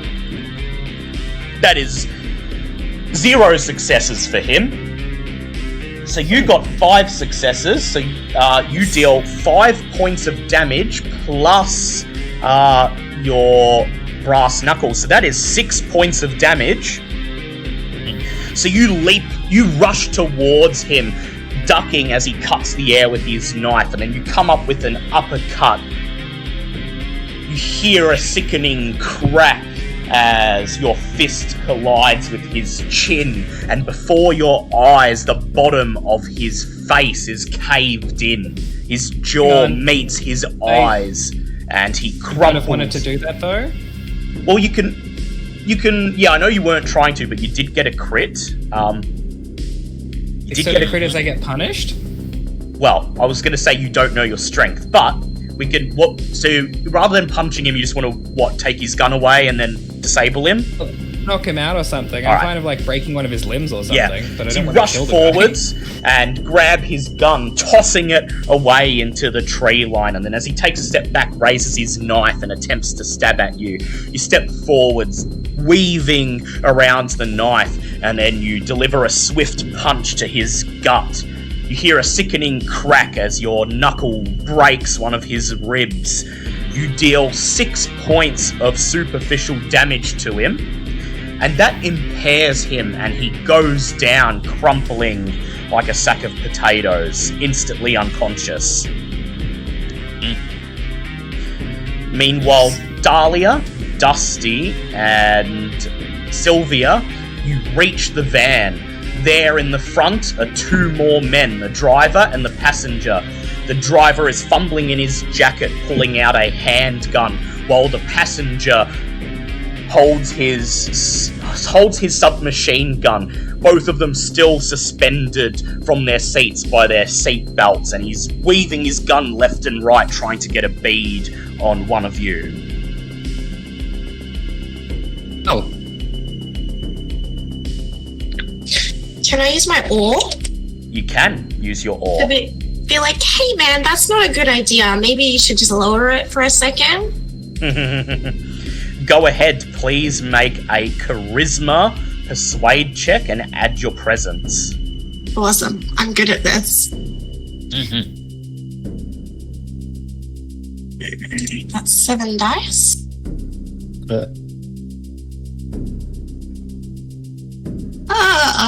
Oh no. That's 2 successes and 2 crit fails. Okay, so 1 success. You're lucky, one of them got 0 successes and the other got 5. So, you step forwards, brushing a lock of your hair and saying, why can't you just put it down? We can all be friends. The driver looks at you transfixed, and you see him open his hands, dropping his handgun, while the man beside him shakes his head. He turns towards the driver and he shouts, "Don't fall for it! Blank body coercion tactics, damn it!" And then he raises his gun and, leaning out of the window, begins to spray bullets in a wide arc towards all 3 of you. I'd like all 3 of you to make Dex athletics checks. 3 of us is defined as Dusty, Sylvia, and Dahlia. 1 success. Is this a new crit turn? fail. It will be after this. Okay. That was bad. Yeah. 1 success, 1 crit fail for me. Ooh. No, I got a 1 on the hunger die and a 1 on one of my normal dice and no successes. Yeah, bestial failure for you. I also got a bestial failure. Okay, so Dahlia immediately throws herself to the ground as the bullets whiz over her. I do the whole little scream, like, Yeah, and then just like, hit the ground. throwing herself to the ground while Sylvia and Dusty know you should take cover, but you can see the man's blood pulsing in his veins. Suddenly your beast takes over. Don't fight! Don't run! Fight! And so, against all better judgment, you continue running towards the van, putting you in line of his... putting you right in the firing line. He rolls 4 successes. Bang, bang, bang, bang, bang, bang, bang, bang! And as these bullets hit you, the rest of you feel your mouths drop open in shock as the rounds slam into Dusty and Sylvia's torso. They burst open, small plumes of flame surging from the bullet holes, singeing their skin. Oh boy. And the both of you, Sylvia and Dusty, take 4 points of aggravated damage. Oh, Jesus. That's a lot of points of damage. Hope, what would you like to do? Right. That plan went out the window when I saw, fire guns, so I'm going to just shoot the guy. He's going to shoot him? Go ahead. I only had 4 health in total, so I think 4 I'm health in torpor. Yep, the bullets slam into Sylvia, and you see Sylvia just open her mouth, let out a gasp of breath, as her skin putrefies, turns grey as ash, and she falls over backwards, motionless. She is in torpor. Oh, that's not good, but I can't worry go about ahead, that roll right a Dex firearms check, please. 7 successes with a critical. Ooh, okay. 7 successes with a critical. He's going to attempt to dodge, but he gets 1 penalty die. That is 3 successes, so 4 for you, plus your pistol is +2. That is 6 points of lethal damage. You raise your gun and close your eye. You pray. You urge your blood to surge through your veins. Not your kindred blood, your American blood. And then you squeeze the trigger. Bang! Somewhere an eagle cries out. Yeah, somewhere an eagle cries out as it flies overhead. The bullet slams Or is that a seagull? I don't know. The majestic American seagull. The bullet slams through what's left of the windshield and strikes the man in his head. His head explodes like a watermelon, painting the dashboard of the van with blood. Jesus. Oh dear. The driver sits there, still suspended from his chair. He raises his hands in surrender.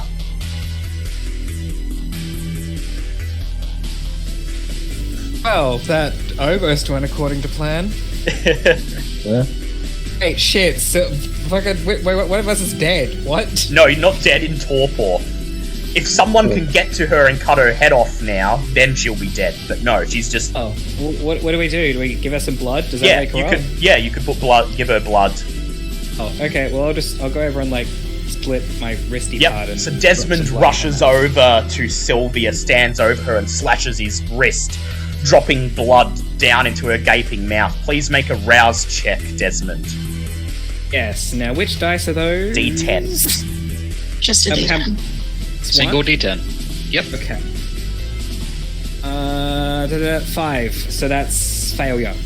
Failure. So you get hungrier, but the blood drops down into Sylvia's mouth, and as it hits her tongue, she sits bolt upright, gasping, as colour returns to her skin, and you heal 1 point of aggravated damage, Sylvia. Oh, Jesus. Okay. There are still singes on the front of her dress, and parts of her skin are peeling away, giving way to red, burning welts. I see her sit up and I just sag in relief. Had no idea that was going to do anything.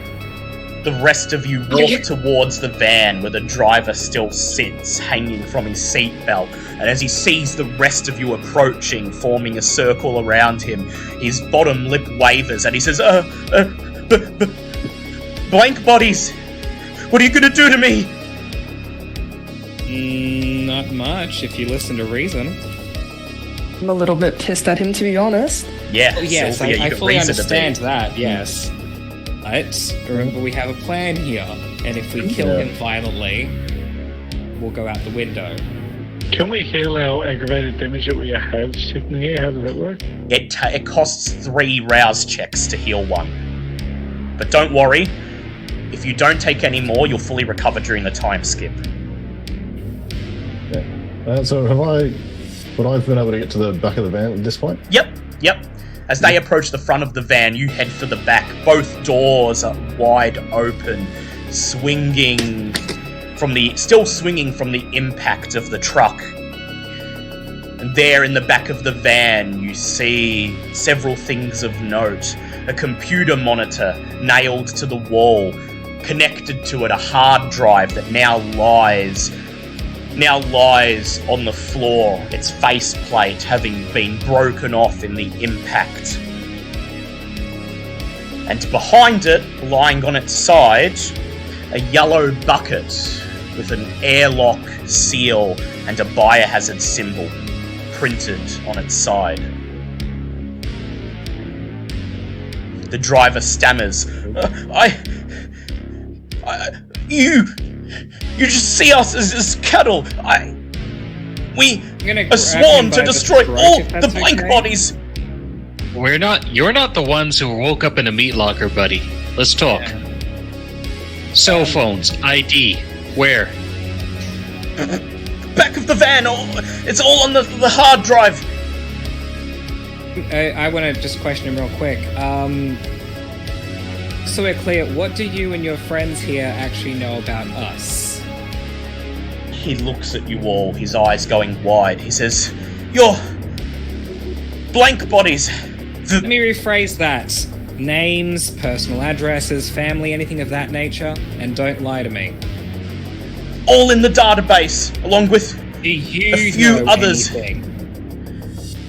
He shakes his head, he says, No, not me. All in the database. All secured by our scroungers. Recon people. Alright, I drop him. Anyone else want him? Anyone else What want do you him? have back at the restaurant? What do you have back at the restaurant? Oh shit, they might have more people. Nothing, he says. Temporary base of operations. We're the vanguard until Operation Harker can... He stops talking, realizing he's said too much. When is Operation Harker rolling in? He looks up at you, he says, I'm not saying anything. You have to kill me first, blank body. Is worse than death.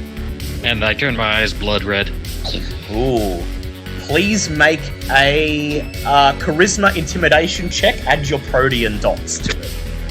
Alright. So that'll be 6. Okay, cool. There's worse than death out there. 4. 4. He looks up at you and he says, Operation Harker. Between 48 months. We were supposed to lay the groundwork so that the unusual threat response teams could... He shakes his head. All you've done is delay the inevitable. Seem that way. Turn my eyes off. Alright, we got the stuff. In the back of the van, Derek walk up to the computer monitor, and here you see what you're looking for on the screen. Footage, the same as before, except it starts earlier.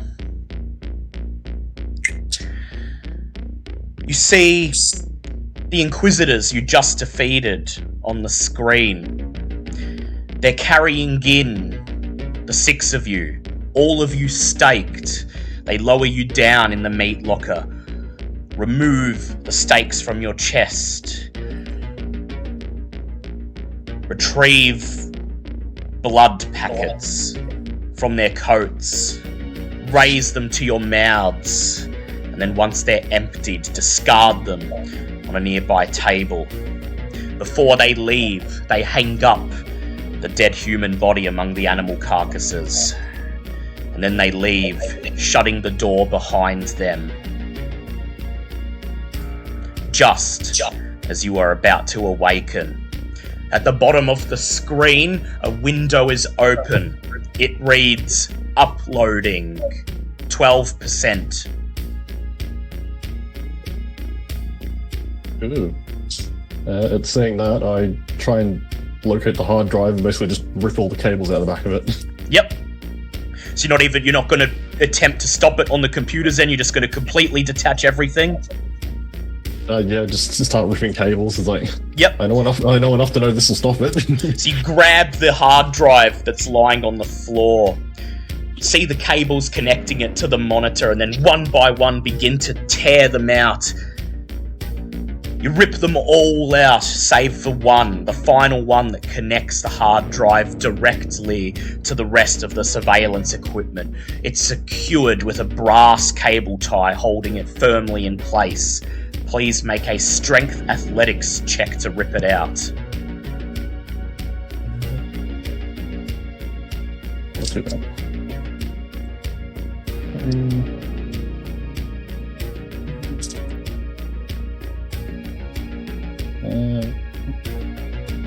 1 success.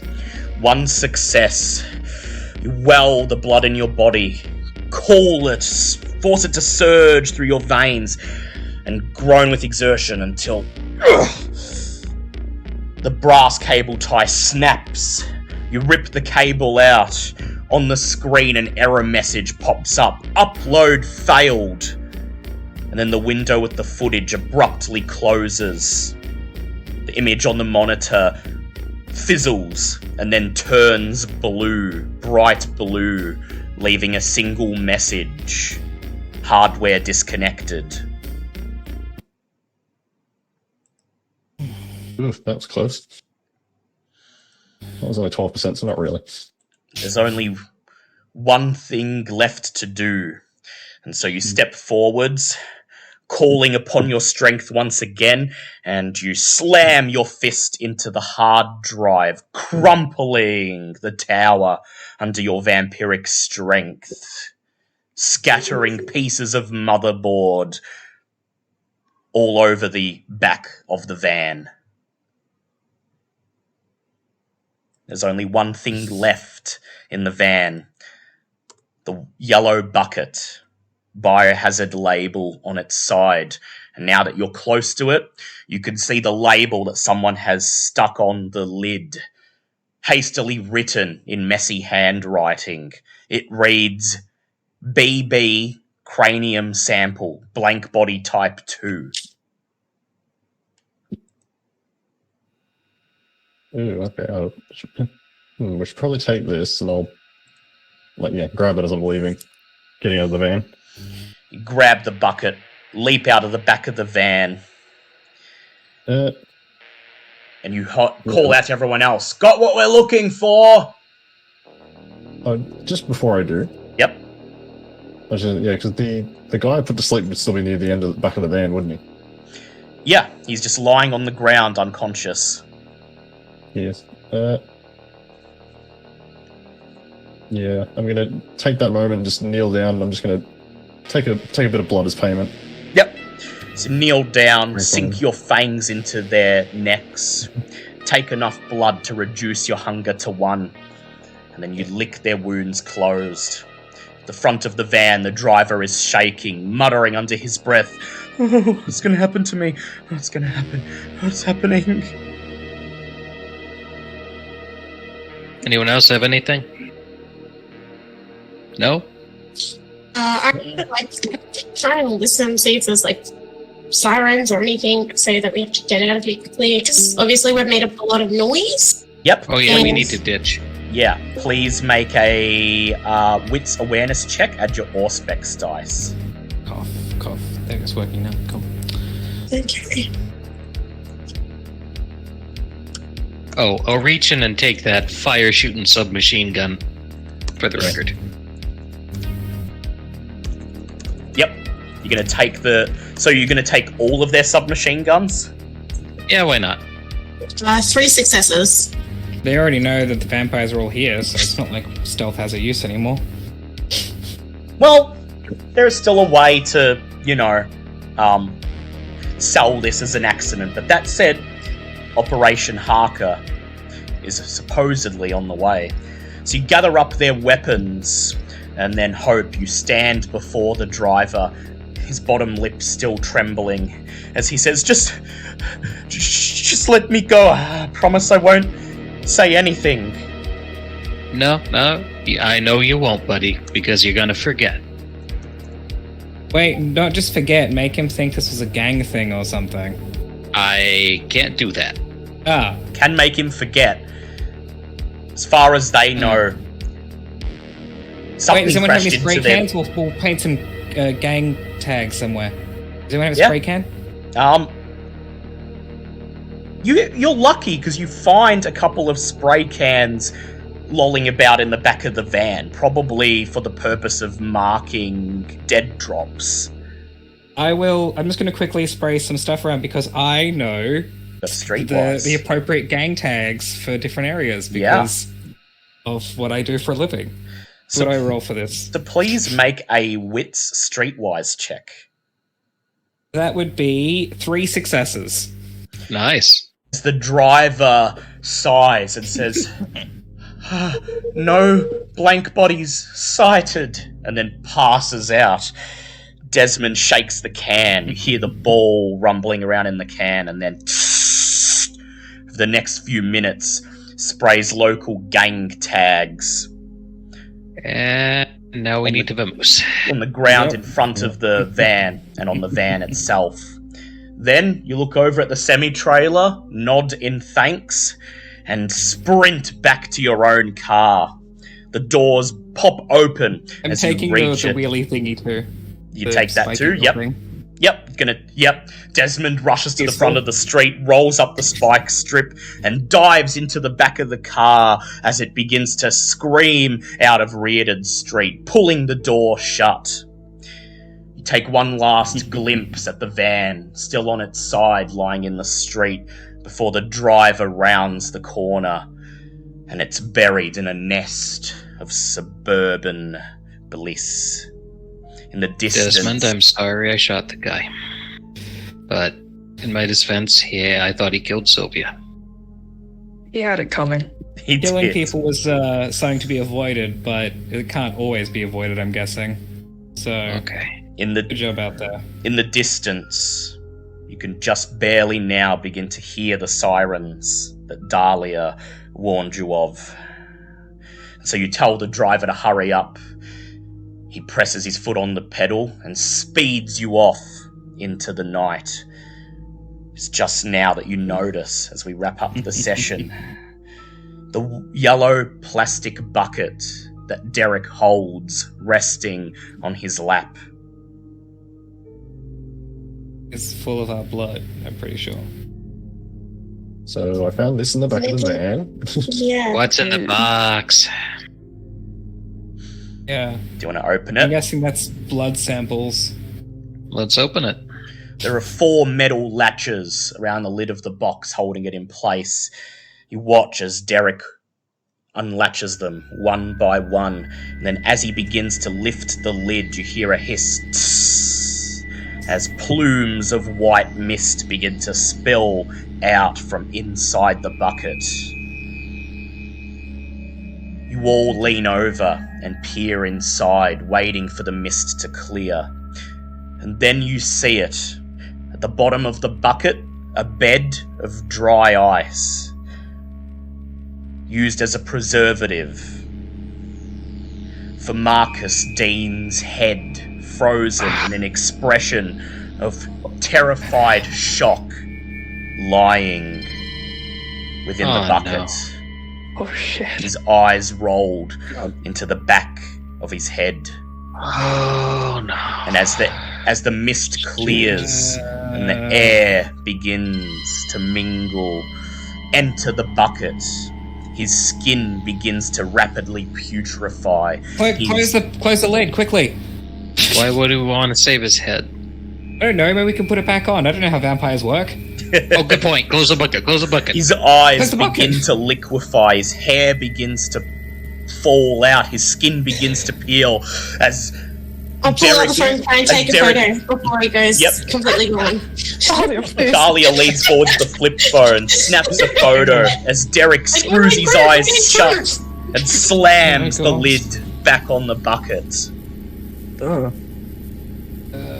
It's at this point as Derek slams the lid down and pushes the bucket away in disgust that you notice handwriting in a box at the bucket's base. It reads, BB2, bagged in nest 4:04 p.m. with today's date. Inside job. They got him during the day. Yeah. Well, this is going to be a very awkward call. And so, I mean, I could just send them the picture. yeah. You are not sending them the picture! God, that's worse than breaking up with somebody. That's so cold. This is... Dahlia's just kind of like doesn't really know what to do with any of this, so she's just like, well, we could just We need to deliver the news in person at some Does point. it fix it if you do that? I mean, Sylvia was fine after I gave it some It blood. started rotting the second it opened. I don't know if there's... I don't know. You could do weird stuff. Maybe other people could do weird stuff. I mean, But also- that's a point. Yeah, we don't know if anything for certain. Yeah. I mean, consider And yet- Marcus was one of the Anarchs, right? So You have a if we feeling, wanted to get yeah. a favor with the Camarilla, Yeah. Then I you mean, can. it's a morbid thought, but hey. And yet, as much as you hope something can be done, somehow you instinctually know Marcus's unlife, his masquerade, has come to an end. And so has the third night of your existence as a kindred. You have survived for now. You have more knowledge about your condition, and you are a little wiser. You're feeling a part of your humanity has been shaken, but you are far from consumed by your beast.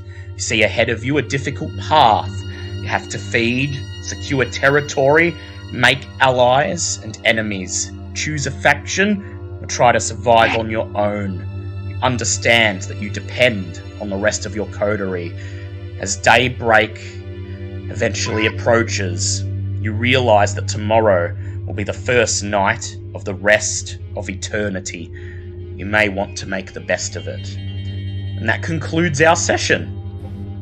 The next session will continue 4 years from now, in the year 2020.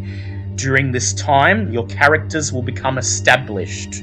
You will make friends, you will make enemies, and find your place among Melbourne's kindred. All of you except They for all seem so likable. Dusty and Hope Me. receive 10 experience points to cover the 4-year period.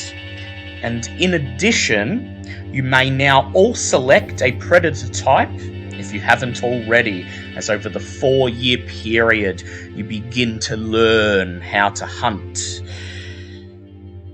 And any benefits that come with that as well, don't we? Yeah, any benefits come with that activate as you learn how to hone your abilities as a hunter and which types of prey suit you best. In addition, before next session, you should each make at least 1 conviction and 1 touchstone. So how these work is touchstones are people, living humans, mortals, that remind you of what you used to be. You use them as anchors to anchor you to what you once were and to remind you that somewhere deep inside you a shred of humanity remains. So you write down on your sheet who the touchstone is, their names and who they are to you, and for each touchstone you get a conviction, which is what each touchstone represents.